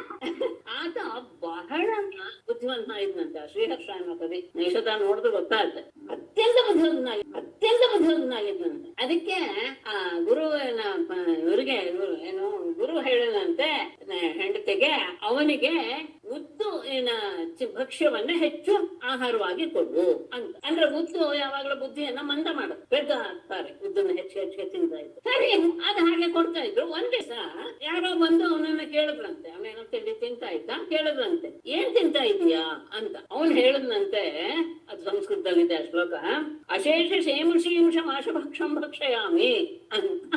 ಅಂದ್ರೆ ಅಷ್ಟು ತಿಂದ್ರು ಅವನ ಬುದ್ಧಿಯ ಹರಿತ ಕಡಿಮೆ ಆಗಿರ್ಲಿಲ್ಲ ಅನ್ನೋದಕ್ಕೆ ಆ ಶ್ಲೋಕದ ಭಾಗವನ್ನು ಕೊಡ್ತಾರೆ. ಅಶೇಷ ಶೇಮುಷೀಮುಷ ಮಾಶಭಕ್ಷಂ ಭಕ್ಷಯಾಮಿ. ಎಲ್ಲ ಕಡೆ ಶಕಾರ, ಮೂರ್ಧನ ಶಕಾರ ಇರುವಂತದ್ದೇ ಹೇಳ್ದ. ಏನಂತ ಹೇಳ್ದ?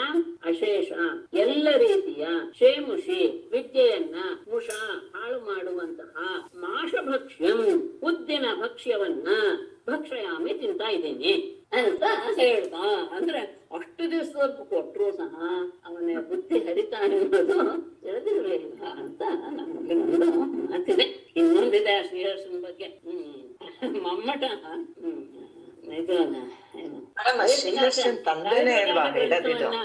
ಕಾವ್ಯ ಪ್ರಕಾಶ ಗ್ರಂಥನ ಬರೆದ ಸೋರ್ಮಾವ ಯಾರು ಮಮ್ಮಟ. ಈ ಶ್ರೀಹರ್ಷ ತಾನು ಒಂದು ಕಾವ್ಯ ಬರೆದಿದ್ದೇನೆ ಅಂತ ನೈಷಧ ಕಾವ್ಯವನ್ನು ಬರೆದು ತಗೊಂಡು ಹೋಗಿ ಮಮ್ಮಟನಿಗೆ ತೋರಿಸಿದ್ನಂತ. ನೋಡು ನಾನು ಬರೆದಿದ್ದೇನೆ ಅಂತ. ಇದು ಈಗ ನಾನು ಹೇಳೋದು ಸಂಸ್ಕೃತ ಬಲ್ಲವರಿಗೆ ಮಾತ್ರ ಅರ್ಥ ಆಗುತ್ತೆ, ಆಗಲ್ಲ. ಸಂಸ್ಕೃತ ಅಂದ್ರೆ ಸ್ವಲ್ಪ ಶಾಸ್ತ್ರ ಓದ್ದವ್ರಿಗೆ ಮಾತ್ರ. ಆ ಮಮ್ಮಟ ಅಲಂಕಾರ ಗ್ರಂಥವನ್ನು ಬರೆದಿದ್ದ, ಕಾವ್ಯ ಪ್ರಕಾಶ ಅನ್ನೋದು ಅಲಂಕಾರ ಗ್ರಂಥ. ಅದರಲ್ಲಿ ಕೊನೆಯಲ್ಲಿ ಅಂದ್ರೆ ಅವನು ಹೇಗಿರ್ಬೇಕು, ಕವಿ ಹೇಗಿರ್ಬೇಕು ಎಲ್ಲಾನು ಹೇಳ್ಸ್ಕೊಂಡ್ ಬಂದಾನೆ. ಕೊನೆಯಲ್ಲಿ ದೋಷ ಪ್ರಕರಣ, ಗುಣ ಪ್ರಕರಣ, ದೋಷ ಪ್ರಕರಣ ಎಲ್ಲ ಬರುತ್ತೆ. ದೋಷ ಪ್ರಕರಣವನ್ನ ಬರೆದಿದ್ದಾನೆ. ದೋಷ ಪ್ರಕರಣ ಬರೆಯುವಾಗ ಯಾವ್ಯಾವ ಕವಿಗಳು ಹೇಗೆ ತಪ್ಪು ಮಾಡ್ತಾರೆ ಅನ್ನೋದು ಉದಾಹರಣೆ ಕೊಡ್ಬೇಕು ಆತ. ಹಾಗೆ ಆತ ಕೊಟ್ಟು ಬರೆದ. ಅವನು ಹೇಳಿದ್ನಂದ್ರು ಮಮ್ಮಟ ಶ್ರೀಹರ್ಷನ್ಗೆ, ಅಲ್ಲ ಸ್ವಲ್ಪ ದಿವಸಕ್ಕೆ ಮೊದಲು ಬಂದಿದ್ರು ಚೆನ್ನಾಗಿರೋದು, ನಾನು ಕಾವ್ಯ ಪ್ರಕಾಶ ಗ್ರಂಥವನ್ನು ಬರೆಯುವಾಗ ದೋಷ ಪ್ರಕರಣಕ್ಕೆ ಉದಾಹರಣೆಗಳನ್ನು ಹುಡುಕೋಕೆ ತುಂಬಾ ಒದ್ದಾಡಿಬಿಟ್ಟೆ. ನಿನ್ನ ಗ್ರಂಥ ನನಗೆ ಮೊದಲೇ ಸಿಕ್ಕಿದ್ರೆ ಎಲ್ಲವನ್ನು ನಾನು ಅದ್ರಲ್ಲೇ ತೋರಿಸಿಬಿಡ್ತಿದ್ದೆ ಅಂತ ಹೇಳ್ದ ಅಂತ ಒಂದು ಪ್ರಸಿದ್ಧಿ ಇದೆ. ಅಲ್ಲ, ನಮ್ಮಲ್ಲಿ ಎಲ್ಲ ಅದ್ಭುತ. ಒಬ್ಬೊಬ್ರು ಕವಿಗಳ ಜೀವನವಾಗ್ಲಿ, ಅವರ ಇರುವಿಕೆ, ಅವರ ಪಾಂಡಿತ್ಯ ಪ್ರತಿಯೊಂದು ಸಹ ವಿಚಾರಾರ್ಹ ಮತ್ತು ಸ್ವೀಕಾರಾರ್ಹ. ಹಾಗೆ ಹಾಗಾಗಿ ನಾಲಿಗೆಯನ್ನ ಗೆಲ್ಲಬೇಕು ಅನ್ನೋದು ಎಲ್ಲದರ ಮೂಲ. ಅದೊಂದು ಗೆದ್ದು ಬಿಟ್ರೆ ಎಲ್ಲವೂ ಗೆದ್ದ ಹಾಗೇನೆ ಅನ್ನೋದು ಬಂತು. ಇದು ಆದ್ಮೇಲೆ ಪಿಂಗಳ ಎನ್ನುವ ವೇಶ್ಯೆಯ ವಿಷಯವನ್ನ ಹೇಳಕ್ಕೆ ಹೊರಟು. ಇದು ಅದು ಹಿಂದೆ ನಾವು ಇದನ್ನ ಕಪೋತದ ವಿಷಯ ತಗೊಂಡ್ವಲ್ಲ, ಹಾಗೇನೆ ಇದು ಸ್ವಲ್ಪ ವಿಸ್ತಾರವಾಗಿ ಹೇಳಕ್ಕೆ ಹೊರಟಿದ್ದಾರೆ. ಪಿಂಗಳ ನಾಮ ವೇಶ್ಯ ಆಸೀತ್ ವಿದೇಹ ನಗರೇ ಪುರ ತಸ್ಯಾಮೇ ಶಿಕ್ಷಿತಂ ಕಿಂಚಿತ್ ನಿಬೋಧ ನೃಪನಂದನ. ಪುರ ವಿದೇಹ ನಗರೇ ಪಿಂಗಳ ನಾಮ ವೇಶ್ಯ ಆಸೀತ್ ನೃಪನಂದನ ತಸ್ಯಾಹ ಮೇ ಶಿಕ್ಷಿತಂ ಕಿಂಚಿತ್ ನಿಬೋಧ. ಪುರ ಹಿಂದೆ ವಿದೇಹ ನಗರದಲ್ಲಿ ಪಿಂಗಳ ನಾಮ ವೇಶ್ಯ ಆಸೀತ್. ಪಿಂಗಳ ಎನ್ನುವ ಹೆಸರಿನ ವೇಶ್ಯೆ ಇದ್ಲು. ತಸ್ಯಾಹ ಅವಳಿಂದ ನೃಪನಂದನ ರಾಜನೇ, ತಸ್ಯಾಹ ಅವಳಿಂದ ಮೇ ಶಿಕ್ಷಿತಂ ನಾನೇನು ಕಲಿತೆ ಅನ್ನೋದನ್ನ ಕಿಂಚಿತ್ ನಿಬೋಧ ನೀನು ಸ್ವಲ್ಪ ಕೇಳಿಸ್ಕೊ. ಅವಳಿಂದ ನಾನೇನ್ ಕಲಿತೆ ಅನ್ನೋದನ್ನ ನಾನು ಹೇಳ್ತೇನೆ, ಕೇಳಿಸ್ಕೊ. ಏನು ಅವಳು ಯಾರು, ಏನು ಕಥೆ. ಸಾ ಸ್ವೈರಿಣಿ ಏಕದಾ ಕಾಂತಂ ಸಂಕೇತೆ ಉಪನೇಶ್ಯತಿ ಅಭೂತ್ಕಾಲೇ ಬಹಿರ್ದ್ವಾರೆ ಬಿಭ್ರತಿ ರೂಪಮುತ್ತಮಂ. ಸ್ವೈರಿಣಿ ಸಾ ಏಕದಾ ಕಾಂತಂ ಸಂಕೇತೆ ಉಪನೇಶ್ಯತಿ ಉತ್ತಮಂ ರೂಪಂ ಬಿಭ್ರತಿ ಕಾಲೇ ಬಹಿಃ ದ್ವಾರಿ ಭೂತ್. ಸ್ವೈರಿಣಿ ವೇಶ್ಯ ಅವಳು ವೇಶ್ಯಾದ ಅವಳು ಏಕದಾ ಒಮ್ಮೆ ಒಂದು ದಿನ ಕಾಂತಂ ಅಂದ್ರೆ ತನ್ನನ್ನು ಹುಡುಕಿಕೊಂಡು ಬಂದಂತಹ ಕಾಂತನನ್ನ ಅಂದ್ರೆ ಪುರುಷನನ್ನ ಸಂಕೇತೆ ಅಂದ್ರೆ ಎಲ್ಲಿ ಅವರು ಸಂಗಮ ಮಾಡ್ತಾರೋ ಅಂತಹ ಸ್ಥಳಕ್ಕೆ ಉಪನೇಶ್ಯತೆ ಕರೆದುಕೊಂಡು ಹೋಗಬೇಕು ಎನ್ನುವ ಉದ್ದೇಶದಿಂದ ಉತ್ತಮಂ ರೂಪಂ ಬಿಭ್ರತಿ ಅತ್ಯಂತ ಚೆನ್ನಾಗಿ ತನ್ನನ್ನ ಅಲಂಕಾರ ಮಾಡಿಕೊಂಡು ಕಾಲೇ ಅಂದ್ರೆ ಸಾಯಂಕಾಲದ ಸಮಯದಲ್ಲಿ ಬಹಿರ್ದ್ವಾರಿ ಹೊರಗಡೆ ಬಾಗಿಲಲ್ಲಿ ಬಂದು ನಿಂತಿದ್ಲು ಒಂದಿನ. ಅಂದ್ರೆ ದಿನ ಅದೇ ಕೆಲಸ ಮಾಡ್ತಿದ್ಲು. ಯಾರೋ ಹಣದವರೋ ಇದಾರೋ ಅವ್ರನ್ನ ಅವಳು ಕರ್ಕೊಂಡು ಹೋಗಿ ತನ್ನ ಹಣದ ಸಂಪಾದನೆ ಮಾಡ್ತಿದ್ಲು. ಅವಳು ಒಂದು ದಿನ ಏನಾಯ್ತು, ಹೀಗೆ ಅವಳು ಅಲಂಕಾರ ಮಾಡ್ಕೊಂಡು ಮನೆಯ ಬಾಗಿಲ ಹೊರಗೆ ನಿಂತಿದ್ದಾಗ ಮಾರ್ಗೆ ಆಗಚ್ಚತೋ ವೀಕ್ಷ್ಯ ಪುರುಷಾನ್ ಪುರುಷರ್ಷಭ ತಾನ್ ಶುಲ್ಕದಾನ್ ವಿತ್ತವತಃ ತಾನ್ ಮೇನೆ ಅರ್ಥಕಾಮುಕ.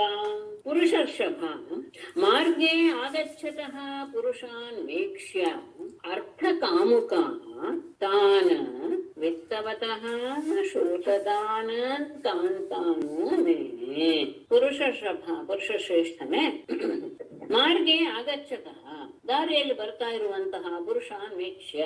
ಎಲ್ಲರೂ ನೀವು ಮುಂಬೈ ಇದನ್ನ ನೆನಪಿಸ್ಕೊಳ್ಬಹುದೇನೋ, ರೆಡ್ ಲೈಟ್ ಏರಿಯಾ ಅಂತ ಅಲ್ಲಿಗೆ ಬರುವಂತಹ ಆ ಪುರುಷರನ್ನ ಆ ವ್ಯಕ್ತಿಯಾದಂತಹ ಒಂದು ಅವರೆಲ್ಲ ನಮ್ಮ ವಯಸ್ಸುವಂಥದ್ದೇ ಬೇರೆ ಬೇರೆ ಕಡೆ ಇರುತ್ತಲ್ಲ, ಆ ಬರ್ತಾ ಇರುವಂತಹ ವ್ಯಕ್ತಿಗಳನ್ನೆಲ್ಲ ನೋಡ್ತಾ ಅರ್ಥಕಾಮುಕ ಹಣವೇ ಪ್ರಧಾನ ಅಂತ ಭಾವಿಸಿದ್ದರಿಂದ, ಹಣದ ಇಚ್ಛೆಯೇ ಇರೋದ್ರಿಂದ ಅವಳು ಬಂದಂತಹ ಅವರನ್ನ ವಿತ್ತವತಃ ಹಣ ಇರುವವರ ಶುಲ್ಕದಾನ್ ತನಗೆ ಹೆಚ್ಚು ಕೊಡ್ತಾರ, ಮತ್ತೆ ಕಾಂತಾನ ಯೋಗ್ಯನವನು ತನ್ನ ಜೊತೆಗೆ ಇರೋದಕ್ಕೆ ಇತ್ಯಾದಿ ನೇನೆ ತಿಳ್ಕೊಳ್ತಿದ್ಲು.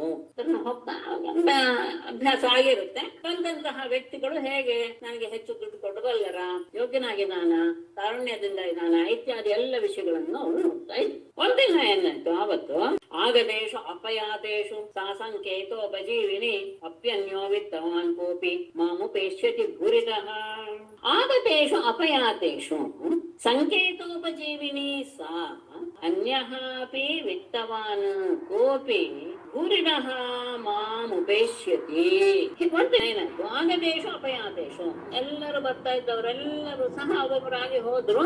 ಯಾರ ಬಗ್ಗೆಯೂ ಸಹ ಅವಳಿಗೆ ಅನ್ನಿಸ್ಲಿಲ್ಲ. ಏನ್ ಅನ್ನಿಸ್ಲಿಲ್ಲ ಅಂದ್ರೆ ಸಂಕೇತೋಪಜೀವಿನಿ ಸಾ ಅಂದ್ರೆ ಆ ಸಂಕೇತ ಕರ್ಕೊಂಡು ಹೋಗಿ ಹಾಗೆ ಬದುಕ್ತಾ ಇದ್ದಂತಹ, ಅದೇ ಅವಳ ಜೀವನ ವೃತ್ತಿ ಆದ್ದರಿಂದ ಆ ರೀತಿಯಾಗಿ ಬದುಕ್ತಾ ಇದ್ದಂತಹ ಅವಳು ಅನ್ಯಃ ಅಪಿ ವಿತ್ತವಾನ ಇವನಿಗಿಂತ ಐಶ್ವರ್ಯ ಇರುವಂತಹವನು ಕೋಪಿ ಪೂರಿತಃ ಹೆಚ್ಚು ಶ್ರೀಮಂತನು ಮಾಮುಪೇಷ್ಯತೆ ನನ್ನ ಹತ್ರ ಬರ್ತಾನೆ ಅಂತ ಭಾವಿಸಿದ್ಲು. ಅಂದ್ರೆ ಅನೇಕ ಜನರು ಹೋದ್ರು, ಪ್ರತಿಯೊಬ್ಬರನ್ನು ನೋಡಿದಾಗ್ಲೂ ಸಹ ಇನ್ನೂ ಹೆಚ್ಚು ಹಣ ಇರುವನ್ ಬರ್ತಾನೆ, ಹೆಚ್ಚು ಕೊಡೋನ್ ಬರ್ತಾನೆ ಅಂತ ಯೋಚನೆ ಮಾಡ್ತಾ ಅವಳು ಹಾಗೆ ನಿಂತಿದ್ಲು.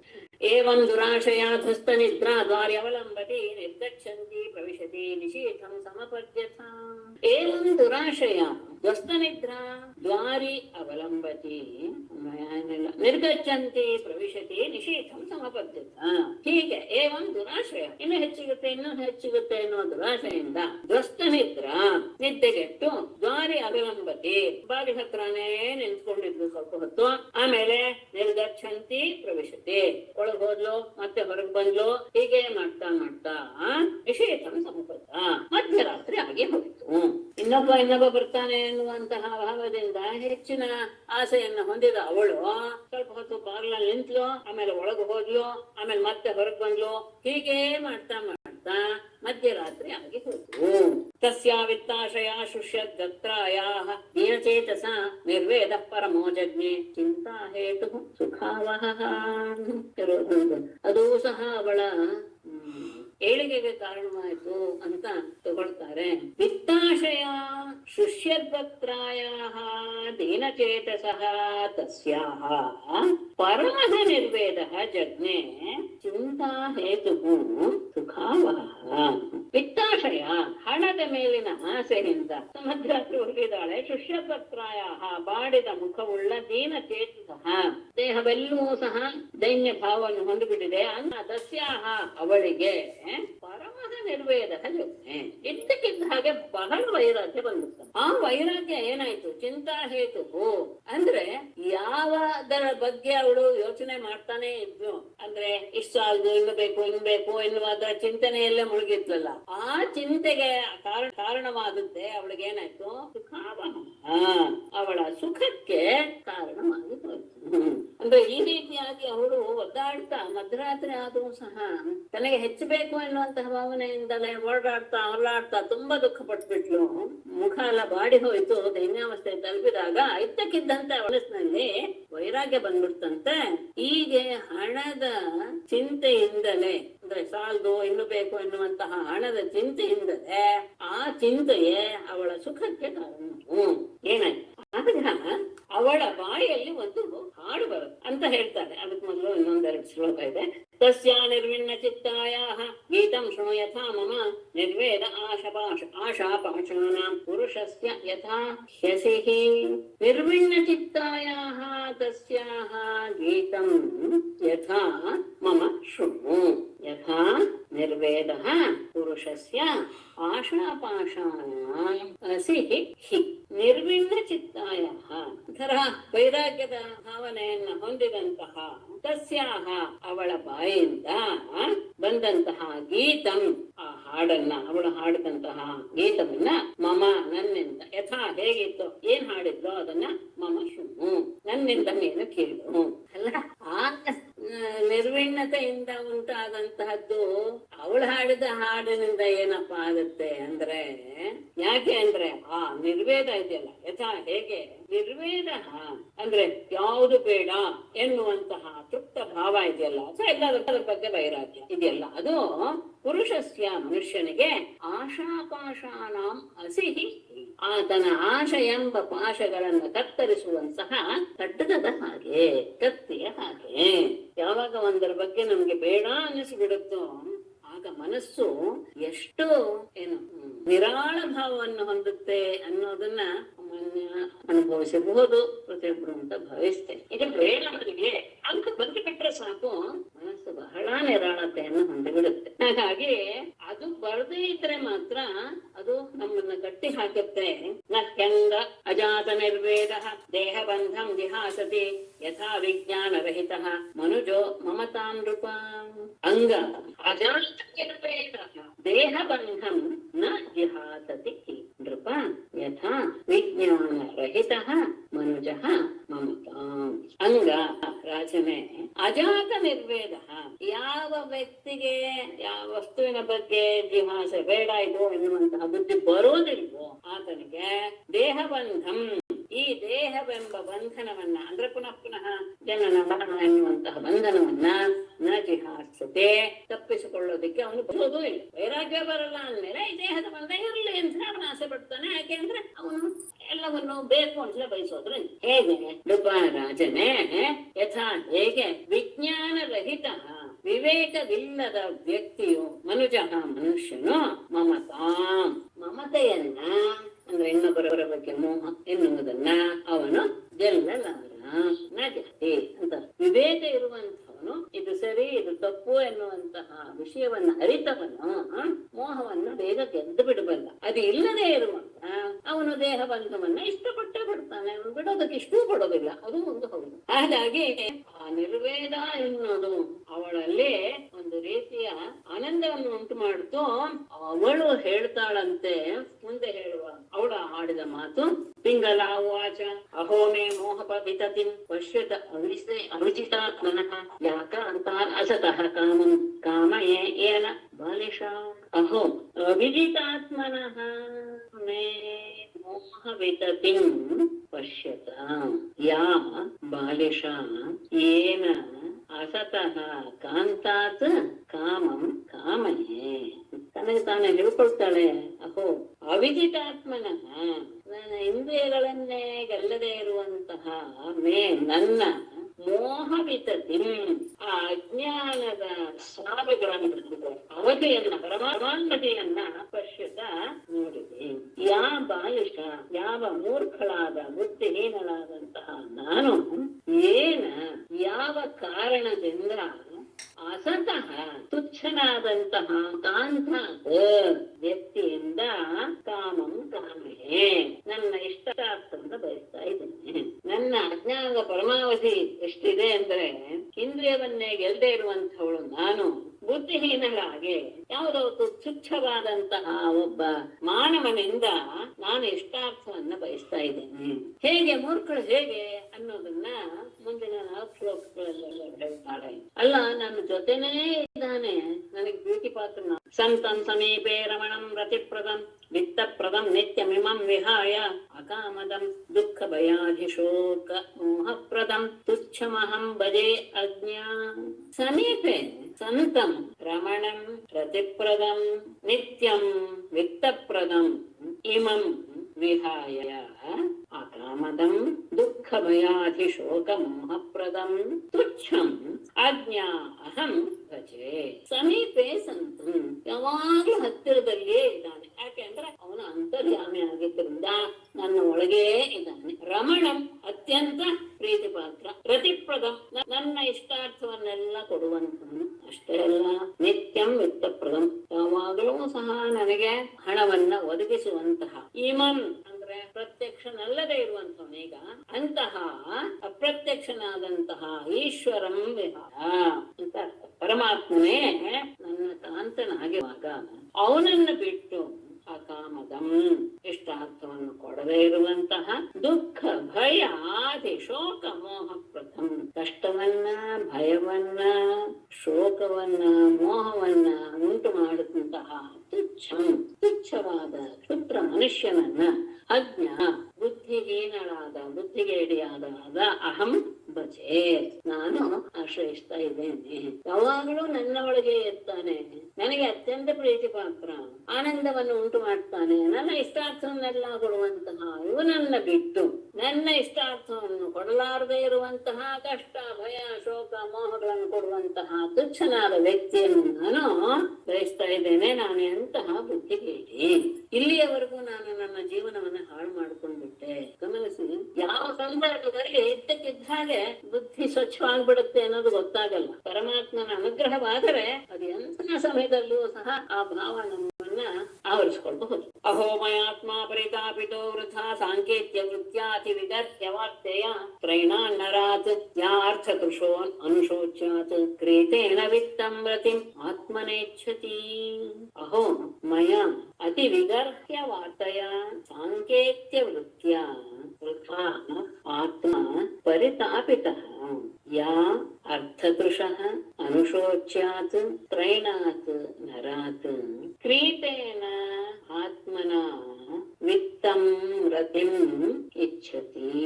ಅಹೋ, ಬಹಳ ಸಂಕಟವಾದಂತಹ ಇಂತ ಹೀಗೆ ಆಗ್ಬಿಟ್ನಲ್ಲ ನಾನು. ದುಃಖದ ಒಂದು ಅಮೆಯ ಮಯ ನನ್ನಿಂದ ಎಂತಹ ಏನ್ ಮಾಡಿದೆ? ಅತಿ ವಿಗರ್ಹ್ಯವಾದ ಅತ್ಯಂತ ನಿಂದೆಯ ವ್ಯವಹಾರದಿಂದ ಅಂದ್ರೆ ವೇಶ್ಯಾವೃತ್ತಿಯಿಂದ, ಸಾಂಕೇತ್ಯ ವೃತ್ತಿಯ ವೇಶ್ಯಾವೃತ್ತಿಯಿಂದ ವೃಥಾ ವ್ಯರ್ಥವಾಗಿ ಆತ್ಮ ನನ್ನನ್ನು ನಾನು ಪರಿತಾಪಿತ ಸಂತಾಪಗೊಳಿಸಿಬಿಟ್ಟೆ, ನನ್ನನ್ನು ನಾನೇ ಸಂತಾಪಗೊಳಿಸಿಕೊಂಡು ಬಿಟ್ಟೆ.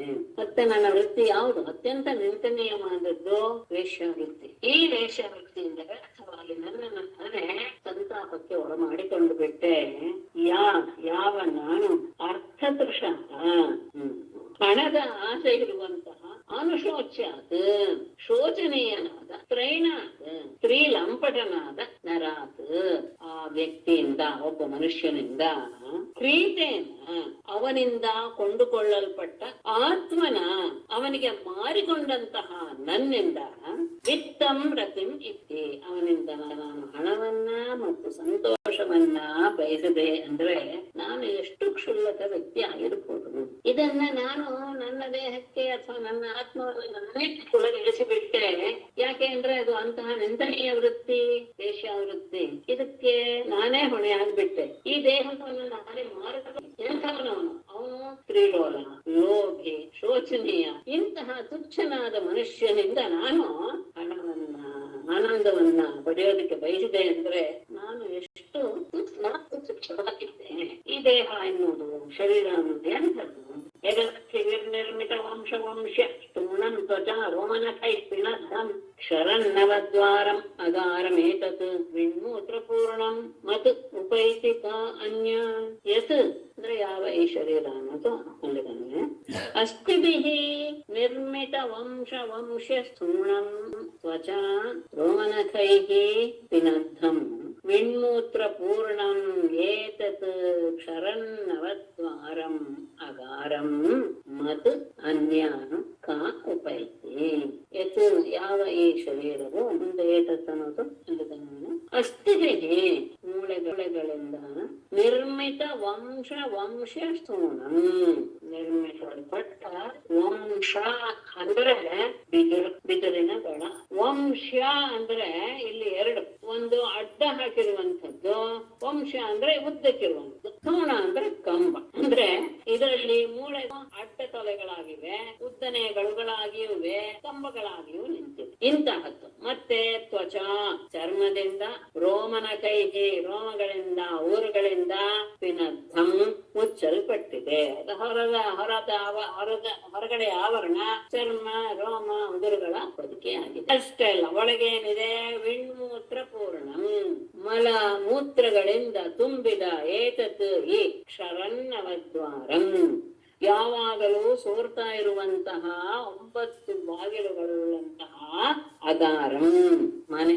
ಇಂಥದ್ದನ್ನ ಮತ್ತು ನನ್ನನ್ನ ಬಿಟ್ಟು ಅನ್ಯ ಇನ್ನು ಯಾವ ಸ್ತ್ರೀ ತಾನೇ ಇದು ನನ್ನ ಪ್ರೀತಿ ಪಾತ್ರವಾದಂತಹವನು, ಇವನು ಪ್ರೀತಿಪಾತ್ರನಾದಂತಹ ಶರೀರ ಇದು ಅಂತ ಕಾ ಉಪೈತಿ, ಯಾವಳು ತಾನೇ ಮೋಹಿಸ್ಕೆ. ಈ ರೀತಿಯಾಗಿ ಮನಸ್ಸಿಗೆ ಜಿಗುಪ್ಸೆಯನ್ನು ಉಂಟು ಮಾಡುವಂತಹ ಈ ಶರೀರ ನನಗೆ ಬಹಳ ಬೇಕಾದದ್ದು, ಇವನು ನನ್ನ ಕಾಂತ ಅಂತ ಭಾವಿಸಿದ್ದೇನೆ ನಾನು. ಅಂದ್ರೆ ಇಷ್ಟು ಮೂರ್ಖಳು ಯಾರಾದ್ರೂ ಇದಕ್ಕೆ ಸಾಧ್ಯವೇ? ಏನೆಲ್ಲ ಬಿಟ್ರೆ ಯಾವಾಗೂ ಸಹ ಈ ಕೆಲಸ ಮಾಡಲಾಗ್ತದೆ. ಈ ಶರೀರ ಅನ್ನೋದು ಯಾವಾಗ್ಲೂ ಸಹ ಮಲಮೂತ್ರಗಳಿಂದ ತುಂಬಿ ಸದಾ ಸೋರ್ತಾ ಇರುವಂತಹ ನವದ್ವಾರಗಳಿರುವಂತಹ ಒಂದು ಮನೆ. ಇದರಲ್ಲಿ ಮೂಳೆಗಳು ಅಡ್ಡ ತೊಲೆಗಳಾಗಿ, ಉದ್ದನೆಗಳಾಗಿ, ಕಂಬಗಳಾಗಿ ನಿಂತಿವೆ. ಚರ್ಮ, ರೋಮ, ಉರುಗಳು ಇವುಗಳ ಹೊದಿಕೆಯಾಗಿ ಆವರಣದ ಹೊದಿಸಲಾಗಿದೆ. ಇಂತಹ ದೇಹವನ್ನ ಇವನು ನನಗೆ ಪ್ರೀತಿ ಪಾತ್ರ, ನನಗೆ ಆನಂದ ಕೊಡ್ತಾನೆ ಅಂತ ಭಾವಿಸಿದ್ದೀನಿ ಅಂದ್ರೆ ನನ್ನನ್ನು ಬಿಟ್ಟು ಯಾರಾದ್ರೂ ಈ ರೀತಿಯಾಗಿ ಯೋಚಿಸ್ತಾರ? ನಾನು ಇಂತಹ ಮೂರ್ಖ ಆಗ್ಬಿಟ್ಟಿದ್ದೀನಿ. ವಿದೇಹಾನಾಂ ಪುರೇ ಯಸ್ಮಿನ್ ಅಹಂ ಏಕೈವ ಮೂಢದೇಹೇ ಯಾ ಅನ್ಯಮಿಚ್ಛಂತಿ ಅಸತಿ ಅಸ್ಮಾತ್ ಆತ್ಮದಾತ್ ಕಾಮಂ ಅಚ್ಯುತಾತ್ ಅಸ್ಮಿನ್ ವಿದೇಹಾನಾಂ ಪುರೇ ಅಹಂ ಏಕಾ ಏವ ಮೂಢಧೀಃ ಯಾ ಅಸತಿ ಅಸ್ಮಾತ್ ಆತ್ಮದಾತ್ ಅಚ್ಯುತಾತ್ ಅನ್ಯಂ ಕಾಮಂ ಇಚ್ಛಂತಿ. ಅಸ್ಮಿನ್ ವಿದೇಹಾನಾಂ ಪುರೇ, ಈ ವಿದೇಹ ನಗರದಲ್ಲಿ ಅಹಂ ಏಕಾ ಏವ ಮೂಢಧೀಃ, ನಾನೊಬ್ಬಳೇ ಅತ್ಯಂತ ಮಂದಬುದ್ಧಿಯವಳು ಅಂತ ಹೇಳ್ಬೇಕು. ಯಾ ಸತಿ, ಯಾವ ನಾನು ಅಂದ್ರೆ ದುಷ್ಟಳಾದಂತಹ ನಾನು ಅಂತ. ಅಸ್ಮಾತ್ ಆತ್ಮದ, ಈ ಆತ್ಮವನ್ನೇ, ಆತ್ಮ ಸ್ವರೂಪವನ್ನ ನಮಗೆ ಕೊಡುವಂತಹ ಅಚ್ಯುತನನ್ನ ಬಿಟ್ಟು ಅನ್ಯಂ ಕಾಮಂ ಇತ್ತಿ, ಇನ್ನೊಂದು ಕಾಮದ ಸುಖವನ್ನ ಬಯಸ್ತಾ ಇದ್ದೀನಿ ಅಂದರೆ ನನ್ನಷ್ಟು ಮೂಢಗಳು ಯಾರು ಇಲ್ಲ. ಆತ್ಮಸ್ವರೂಪ ಏನು ಅನ್ನೋದನ್ನೇ ಕರುಣಿಸುವಂತಹ ಅಚ್ಯುತ ಇದ್ದಾನೆ. ಅವನನ್ನ ಬಿಟ್ಟು ಇನ್ನೊಂದು ಯಾವುದೋ ಸುಖವನ್ನ ಕಾಮಸ್ತವನ್ನು ಬಯಸಿದಂತಹ ನಾನು ನಿಜವಾಗಿಯೂ ಅಸತಿ. ನನ್ನಷ್ಟು ಮೂಢಗಳು ಈ ಉದಯನಗರದಲ್ಲಿ ಯಾರು ಇಲ್ಲ. ಯಾಕೆ ಅಂದ್ರೆ ಆ ಅಚ್ಯುತ ಎಂಥವನು? ಹೃತ್ ಪ್ರೇಷ್ಠತಮೋನಾಥ ಆತ್ಮ ಚ ಅಯಂ ಶರೀರಿಣ ತಂ ವಿಕ್ರಿಯ ಆತ್ಮನೈವಾಹಂ ರಮೆ ಅನೇನ ಯಥಾ ರಮಾ. ಅಯಂ ಶರೀರಿಣಾಂ ಸುಹೃತ್ ಪ್ರೇಷ್ಠತಮಃ ನಾಥಃ ಆತ್ಮ ಚ ಯಥಾ ರಮಾ ತಥಾ ಅಂತ ತಗೊಳ್ಬೇಕು. ಆತ್ಮನ ಏವ ಅಹಂ ತಂ ವಿಕ್ರಿಯ ಅನೇನ ರೇಮೆ. ಅಯಂ ಆ ಪರಮಾತ್ಮನು ಅಚ್ಯುತನು ಭಗವಂತನು ಶರೀರಿನ ಎಲ್ಲ ಮಾನವರಿಗೂ ಸಹ ಸುಹೃತ್ ಅತ್ಯಂತ ಗೆಳೆಯ ಪ್ರೀತಿಪಾತ್ರನ ಪ್ರೇಷ್ಠತಮಃ ಪ್ರೀತಿಪಾತ್ರನಾದವನು ನಾಥಃ ಒಡೆಯ ಅಷ್ಟೇ ಅಲ್ಲ ಆತ್ಮನು ಅವನೇ ಆಗಿದ್ದಾನೆ. ಅತ್ಯಂತ ಹಿತವನ್ನು ಬಯಸುವಂತಹ ಗೆಳೆಯನು ಅವನು. ಎಲ್ಲರಿಗೂ ಸಹ ಅತ್ಯಂತ ಶ್ರೇಷ್ಠವಾದ ಪ್ರೀತಿಗೆ ಕಾರಣೀಭೂತನಾದವನು, ಎಲ್ರಿಗೂ ಒಡೆಯ ಮತ್ತೆ ಎಲ್ಲರ ಆತ್ಮಸ್ವರೂಪ. ಹಾಗಾಗಿ ನಾನೇನ್ ಮಾಡ್ತೀನಿ, ಯಥಾ ರಮಾ ಹೇಗೆ ಲಕ್ಷ್ಮಿಯು ತನ್ನನ್ನ ಅವನಿಗೆ ಅರ್ಪಿಸಿಕೊಂಡಿದ್ದಾಳೋ ಹಾಗೆ ಆತ್ಮನ ಏವ ನನ್ನಿಂದಲೇ ಅಹಂ ನಾನು ತಂ ವಿಕ್ರಿಯ ಅವನಿಗೆ ನನ್ನನ್ನ ಅರ್ಪಿಸಿಕೊಂಡು ಅವನಿಗೆ ನಾನು ನನ್ನನ್ನು ಮಾರಾಟ ಮಾಡಿಕೊಂಡು ಅನೇನ ರಮೆ ಅವನ ಜೊತೆಯಲ್ಲಿ ನಾನು ಆನಂದವನ್ನು ಹೊಂದ್ತೇನೆ. ಪರಮಾತ್ಮ ಎಲ್ಲ ಮಾನವರಿಗೂ ಮಿತ್ರ, ಪ್ರಿಯತಮ, ಒಡೆಯ, ಆತ್ಮ ಸ್ವರೂಪ. ಹಾಗಾಗಿ ಲಕ್ಷ್ಮಿ ಯಾವ ಕೆಲಸ ಮಾಡಿದಳು ಹಾಗೆ ನಾನು ನನ್ನನ್ನ ಅವರಿಗೆ ಕೊಟ್ಟು ನನ್ನನ್ನು ನಾನು ಮಾರ್ಕೊಳ್ತೇನೆ, ಮಾರಿಕೊಂಡು ಅವನ ಜೊತೆಗೆ ಅಂದ್ರೆ ನನ್ನನ್ನು ಅವನು ಕೊಂಡುಕೊಳ್ತಾನೆ, ಅವನ ಜೊತೆಗೆ ನಾನು ಆನಂದವನ್ನ ಹೊಂದ್ತೇನೆ. ಯಾಕೆ ಅಂದ್ರೆ ಉಳಿದವರೆಲ್ಲ ಎಷ್ಟೇ ಅವರನ್ನ ನಾವು ಸೇವನೆ ಮಾಡಿದ್ರು ಸಹ ಅದು ಯಾವುದಕ್ಕೂ ಪ್ರಯೋಜನವಿಲ್ಲ. ಕಿಯತ್ ಪ್ರಿಯಂತೆ ವ್ಯಭಜನ್ ಕಾಮ ಆದ್ಯಂತವಂತೋ ಆದ್ಯಂತವಂತಹ ಯೇ ಕಾಮಾಹ ಕಾಮದಾಹ ನರಾಹ ಕಾಮವಿಕೃತ ದೇವಾಹ ವಾ ತೇ ಭಾರ್ಯಾಯಾಹ ಕಿಯತ್ ಪ್ರಿಯಂ ವ್ಯಭಜನ್ ಆದ್ಯಂತವಂತಹ ಆದಿ ಅಂತ ಇರುವಂತದ್ದು ಅಂದ್ರೆ ಹುಟ್ಟು ಸಾವುಗಳ ಇರುವಂತಹ ಏ ಕಾಮಾಹ ಯಾವ ಈ ಶಬ್ದಾದಿ ವಿಷಯಗಳ ಮೋಹ ಇದೆಯಲ್ಲ ಯಾವುದನ್ನು ನಾವು ಬಯಸ್ತೀವೋ ಸುಖ ಅಂತ ಇಂದ್ರಿಯಗಳಿಂದ ಅವುಗಳೆಲ್ಲವೂ ಸಹ ಅದಕ್ಕೆ ಹುಟ್ಟು ಇದೆ, ಸಾವು ಇದೆ. ಅವುಗಳಾಗಲಿ ಅಥವಾ ಕಾಮದಾಹ ನರಾಹ ಆ ಕಾಮವನ್ನ ಪೂರೈಸುವಂತಹ ನರರಾಗಲಿ ಅಥವಾ ಕಾಲವಿದ್ದಂತಹ ದೇವಾಹವ ಕಾಲಕ್ಕೆ ಕಟ್ಟು ಬಿದ್ದಿರುವಂತಹ ದೇವತೆಗಳೇ ಆಗಲಿ ಅವರೆಲ್ಲರೂ ಸಹ ಭಾರ್ಯಾಯ ತಮ್ಮ ತಮ್ಮ ಪತ್ನಿಯರಿಗೆ ಕಿಯತ್ ಪ್ರಿಯಂ ವ್ಯಭಜನ್ ಎಷ್ಟು ಮಾತ್ರ ಸುಖವನ್ನ ಹಂಚಿದ್ದಾರೆ. ಎಂಥವರೇ ಆಗಿರ್ಲಿ ಇದೆಲ್ಲವೂ ಸಹ ನಾಶವಾಗೋದು ಅನ್ನೋದು ನಿಶ್ಚಯ. ಬೇರೆಯವರಾದ್ರೆ ಇದಾರಲ್ಲ ಅಂದ್ರೆ ಕಾಮಗಳೇ ಅವುಗಳಿಗೆ ನಾಶ ಇದೆ. ಆ ಕಾಮಗಳನ್ನು ಕೊಡುವಂತಹ ಕಾಲಕ್ಕೆ ಅವರು ಸಹ ಕಾಲಗತಿಯನ್ನು ಅನುಸರಿಸುವಂತವರು ದೇವತೆಗಳು ಸಹ ಅಂಥವರು ತಮ್ಮ ತಮ್ಮ ಪತ್ನಿಯರಿಗೆ ಎಷ್ಟು ಪ್ರಿಯವನ್ನು ಉಂಟು ಮಾಡೋದಕ್ಕೆ ಸಾಧ್ಯ? ಏನು ಇಲ್ಲ. ಯಾಕೆಂದ್ರೆ ಅವರೇ ನಾಶವಾಗ್ತಾರೆ ಅಂತ ಆದಾಗ ಅವರು ನಾಶವಾಗ್ತಾರೆ, ಇದು ಶಬ್ದಾಭಿಷೇಕಗಳು ನಾಶವಾಗುತ್ತೆ ಅಂತ ಆದರೆ ಇಲ್ಲಿಯೂ ಸಹ ಆಮೇಲೂ ಸಹ ಏನೂ ಪ್ರಯೋಜನ ಇಲ್ಲ. ಅಂದ್ರೆ ದೇವತೆಗಳಾದ್ಮೇಲೆ ಆಗ್ಬೋದ ಅಂದ್ರೆ ಇಲ್ಲ, ಅವರು ಸಹ ಕಾಲಕ್ಕೆ ಅಧೀನ. ಹಾಗಾಗಿ ಈ ಲೋಕದಲ್ಲಾಗಲಿ ಪರಲೋಕದಲ್ಲಾಗಲಿ ಸ್ಥಿರವಾಗಿರುವಂತಹ ಪರಮಾತ್ಮನನ್ನು ಬಿಟ್ಟು ಉಳಿದ ಯಾರನ್ನೂ ಸಹ ಆಶ್ರಯಿಸುವುದು ಸರಿಯಲ್ಲ. ಹಾಗಾಗಿ ನಮ್ಮೇ ಭಗವಾನ್ ಪ್ರೀತಃ ವಿಷ್ಣು ಕೇನಾಪಿ ಕರ್ಮಣ ನಿರ್ವೇದೋಯಂ ದುರಾಶಾಯಾಃ ಯನ್ಮೇ ಜಾತಃ ಸುಖಾವಹಃ. ನೂನಂ ಕೇನಾಪಿ ಕರ್ಮಣ ಮೇ ಭಗವಾನ್ ವಿಷ್ಣು ಪ್ರೀತಃ ಯತ್ ದುರಾಶಾಯಾಃ ಮೇ ಸುಖಾವಹಃ ಅಯಂ ನಿರ್ವೇದಃ ನೂನಂ ನಿಶ್ಚಯವಾಗಿ ಏನಾಪಿ ಕರ್ಮಣ ಯಾವುದೋ ಒಂದು ಪುಣ್ಯ ಕರ್ಮದಿಂದ ಮೇ ನನ್ನ ವಿಷಯದಲ್ಲಿ ವಿಷ್ಣು ಭಗವಾನ್ ಪ್ರೀತಃ ಭಗವಾನ್ ವಿಷ್ಣು ಪ್ರೀತಃ ಪೂಜ್ಯನಾದ ಪರಮಾತ್ಮ ವಿಷ್ಣು ನನ್ನ ಮೇಲೆ ಸಂತೋಷಗೊಂಡಿದ್ದಾನೆ. ಏಕೆಂದರೆ ದುರಾಶಾಯಾಹ ಮೇ ಅಷ್ಟು ಹಣದ ವಿಷಯದಲ್ಲಿ ದುರಾಸೆ ಇದ್ದಂತಹ ನನಗೆ ಸುಖಾವಹ ಅಯಂ ನಿರ್ವೇದ ಜಾತಃ ಅತ್ಯಂತ ಸುಖವನ್ನು ಉಂಟು ಮಾಡುವಂತಹ ಅನ್ನುವಂತಹ ಈ ವೈರಾಗ್ಯ ಅನ್ನೋದು ಉಂಟಾಯ್ತು ಅಂದರೆ ದುರಾಶೆಯಲ್ಲಿ ನಾನು ತುಂಬಿ ಹೋಗಿದ್ದೆ. ಆಗ ಈಗ ಎಲ್ಲ ರೀತಿಯ ಸುಖವೂ ಈ ವೈರಾಗ್ಯದಲ್ಲಿ ಬರ್ತಾ ಇದೆ ಅನ್ನುವಂತಹದ್ದು ನನಗೆ ಅನುಭವ ಬರ್ತಾ ಇದೆ ಅಂದ್ರೆ ನಿಜವಾಗಿಯೂ ಪರಮಾತ್ಮನ ವಿಷಯದಲ್ಲಿ ಅನುಗ್ರಹ ಮಾಡಿರ್ಲೇಬೇಕು. ಅದ್ಯಾವುದೋ ನಾನು ಹಿಂದೆ ಪುಣ್ಯಕರ್ಮದ ಸಂಚಯದಿಂದಲೇ ಇದೆಲ್ಲ ಸಾಧ್ಯವಾಗಿದೆ. ಮಂದಭಾಗ್ಯಾಯ ಕ್ಲೇಶಾಃ ನಿರ್ವೇದ ಹೇತವಃ ಯೇನ ಅನುಬಂಧಂ ನಿರ್ಹೃತ್ಯ ಪುರುಷಃ ಶಮಂ ರುಚ್ಯತಿ. ಮಂದಭಾಗ್ಯಾಯಾಃ ನಿರ್ವೇದ ಹೇತವಃ ಏವಂ ಮಾ ಸ್ಯುಃ ಯೇನ ಪುರುಷಃ ಅನುಬಂಧಂ ನಿರ್ಹೃತ್ಯ ಶಮಂ ರುಚ್ಯತಿ. ಒಂದು ವೇಳೆ ಹಾಗಿಲ್ಲದೆ ಇದ್ರೆ ಅಂದ್ರೆ ನಾನು ಪುಣ್ಯ ಮಾಡಿಲ್ಲದೆ ಇದ್ರೆ ಮಂದಭಾಗ್ಯಾಯ ಭಾಗ್ಯಹೀನಳಾದಂತಹ ನನಗೆ ನಿರ್ವೇದ ಹೇತವಃ ಕ್ಲೇಶ ವೈರಾಗ್ಯಕ್ಕೆ ಕಾರಣೀಭೂತಗಳಾದಂತಹ ಈ ರೀತಿಯಾದಂತಹ ದುಃಖ ಕೊಡುವ ಚಿಂತನೆಗಳು ಏವಂ ನಸ್ಯು ಆಗ್ತಾನೆ ಇರ್ಲಿ. ಅಂದ್ರೆ ಇದರಿಂದೆಲ್ಲ ನನಗೆ ದುಃಖ ಆಗ್ತಾ ಇದೆ ಅಂತ ಭಾವನೆಯೇ ನನಗೆ ಬರ್ತಾ ಇರಲಿಲ್ಲ. ಆ ದುಃಖ ಬಂದಿದ್ರಲ್ಲೇ ಅದು ವೈರಾಗ್ಯ ಕಾರಣವಾಯಿತು. ನಾನು ಭಾಗ್ಯಹೀನಳೇ ಆಗಿದ್ರೆ ಈ ರೀತಿಯ ಚಿಂತನೆ ನನ್ನಲ್ಲಿ ಬರ್ತಾನೆ ಇರ್ಲಿಲ್ಲ. ವೈರಾಗ್ಯಕ್ಕೆ ಕಾರಣವಾಗುವಂತಹ ಚಿಂತನೆಗಳು ಯಾಕೆ ಅಂದ್ರೆ ಏನ ಯಾವ ಆ ನಿರ್ವೇದ ವೈರಾಗ್ಯದಿಂದ ಪುರುಷ ಮನುಷ್ಯನು ಅನುಬಂಧಂ ನಿರ್ಹೃತ್ಯ ಎಲ್ಲ ತನ್ನ ಪರಿಹಾರವನ್ನೂ ಸಹ ಅಂದ್ರೆ ಪರಿವಾರವನ್ನೂ ಸಹ ನಿರ್ಹೃತ್ಯ ತ್ಯಾಗ ಮಾಡಿ ಶಮಂ ರುಚ್ಯತಿ ಮೋಕ್ಷವನ್ನು ಹೊಂದ್ತಾನೆ. ವೈರಾಗ್ಯ ಬಂದ್ರೆ ಸಾಕು ತನ್ನ ಸುತ್ತಲಿರುವಂತಹ ಎಲ್ಲ ಪರಿವಾರವನ್ನು ಕ್ಷಣದಲ್ಲಿಯೇ ಅದನ್ನೆಲ್ಲ ಬಿಟ್ಟು ಮೋಕ್ಷವನ್ನ ಬಯಸ್ತಾನೆ. ಹಾಗಾಗಿ ನಿಜವಾಗಿಯೂ ನನಗೆ ಅವನು ಉಪಕಾರ ಮಾಡಿಬಿಟ್ಟ. ತೇನ ಉಪಕೃತಮಾದಾಯ ಶಿರಸಾ ಗ್ರಾಮ್ಯ ಸಂಗತಾಃ ತ್ಯಕ್ತಾ ದುರಾಶಾಃ ಶರಣಂ ವ್ರಜಾಮಿತಂ ಅಧೀಶ್ವರಂ.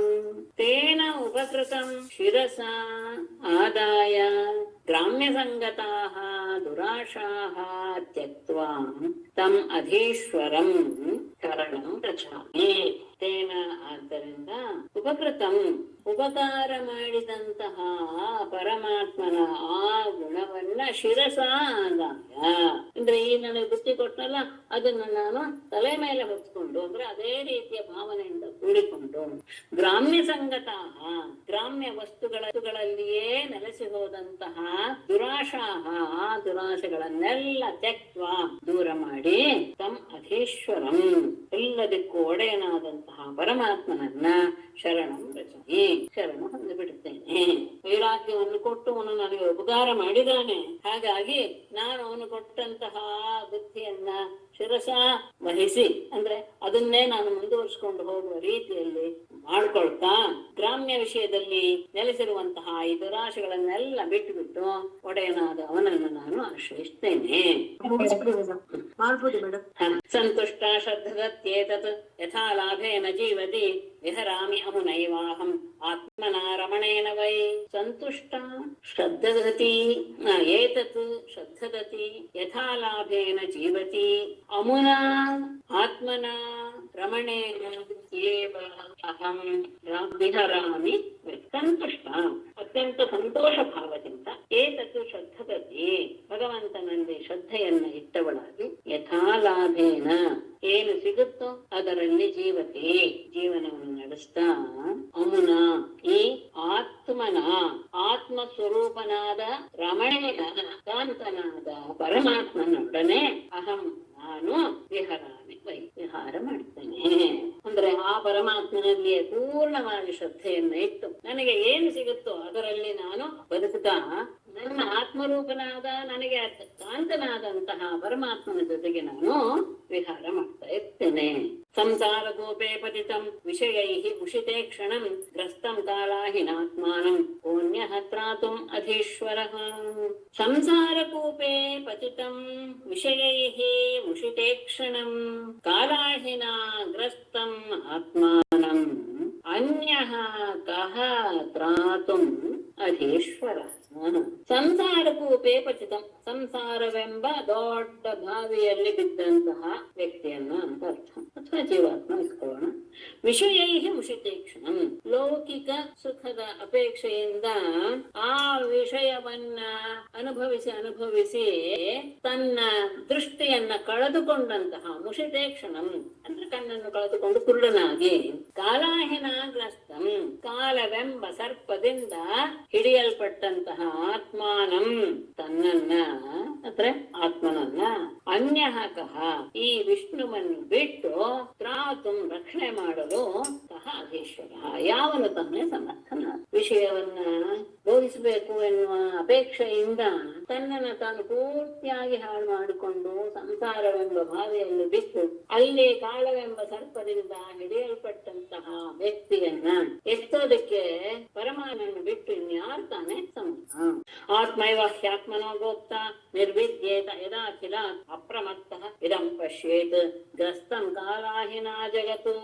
ಇದಂ ಜಗತ್ ಕಾಲಾಹಿನಾ ಗ್ರಸ್ತಂ ಅಪ್ರಮತ್ತಃ ಪಶ್ಯೇತ್ ಯದಾ ಅಖಿಲಾತ್ ನಿರ್ವಿದ್ಯೇತ ಆತ್ಮ ಏವ ಆತ್ಮನಃ ಗೋಪ್ತಾ ಹಿ. ಇದಂ ಜಗತ್ ಈ ಜಗತ್ ಕಾಲಾಹಿನಾ ಗ್ರಸ್ತಂ ಕಾಲವೆಂಬ ಸರ್ಪದಿಂದ ಸುತ್ತುವರಿಯಲ್ಪಟ್ಟಿದೆ ಅಂತ ಅಪ್ರಮತ್ತಃ ಯಾವ ವ್ಯಕ್ತಿ ಎಚ್ಚರವಾಗಿದ್ದುಕೊಂಡು ಪಶ್ಯೇತ್ ಇದನ್ನ ನೋಡ್ತಾನೋ. ಇದು ಅಷ್ಟು ಸುಲಭವಲ್ಲ. ಕಾಲವೆಂಬ ಸರ್ಪದಿಂದ ಈ ಜಗತ್ತು ಕೂಡ್ಕೊಂಡ್ಬಿಟ್ಟಿದೆ ಅಂತ ಎಚ್ಚರ ತಪ್ಪದೆ ಯಾವ ವ್ಯಕ್ತಿ ನೋಡ್ತಾ ಇರ್ತಾನೋ ಆಗ ಯದಾ ಅಖಿಲಾತ್ ನಿರ್ವಿದ್ಯೇತ ಆಗ ಎಲ್ಲ ಭೋಗದಿಂದಲೂ ಸಹ ಆತ ವೈರಾಗ್ಯವನ್ನ ಭೋಗಗಳಲ್ಲಿ ಅವನು ವಿರಕ್ತನಾಗ್ತಾನೆ. ಯಾಕೆ ಅಂದ್ರೆ ಆತ್ಮ ಏವ ಆತ್ಮನೇ ಆತ್ಮನಃ ಗೋಪ್ತ ಆತ್ಮನನ್ನ ರಕ್ಷಣೆ ಮಾಡುವವನು ಅಲ್ಲವೇ. ಹೀಗೆ ಆದಾಗ ಯಾವಾಗ ಎಲ್ಲದರಿಂದಲೂ ಅವನು ವಿರಕ್ತನಾಗಿ ಬಿಡ್ತಾನೋ ವಿರಕ್ತನಾದಂತಹ ಆತ್ಮನೇ ಅವನನ್ನ ರಕ್ಷಣೆ ಮಾಡುವವನು ಆಗ್ತಾನೆ. ತನಗೆ ತಾನೇ ರಕ್ಷಕನ. ಈ ಜಗತ್ತೆಲ್ಲವೂ ಸಹ ಕಾಲಸರ್ಪದಿಂದ ಗ್ರಸ್ತವಾಗಿದೆ ಅಂತ ಯಾವ ವ್ಯಕ್ತಿ ಎಚ್ಚರಿಕೆಯಿಂದ ತಿಳ್ಕೊಂಡ್ ಬಿಡ್ತಾನೋ ಆಗ ಅವನು ಎಚ್ಚರಿಕೆಯಿಂದಲೇ ಎಲ್ಲ ಭೋಗಗಳಿಂದಲೂ ಸಹ ಅವನು ವಿರಕ್ತನಾಗಿ ಬಿಡ್ತಾನೆ. ಹೀಗೆ ವಿರಕ್ತನಾದಂತಹವನು ತನಗೆ ತಾನೇ ರಕ್ಷಕನಾಗ್ತಾನೆ ಅಂತ ಅವಳು ಹೇಳಿದ್ದ ಪಿಂಗಲ ಹೇಳಿದ. ಬ್ರಾಹ್ಮಣ ವಾಚ ಏವಂ ವ್ಯವಸಿತ ಮತಿ ದುರಾಶಾಂ ಕಾಂತತಃ ಶಜಾಂ ಸ್ಥಿತ್ವೋಪಶಮಂ ಆಸ್ಥಾಯ ಶಯ್ಯಾ ಉಪವಿವೇಶಸಾ.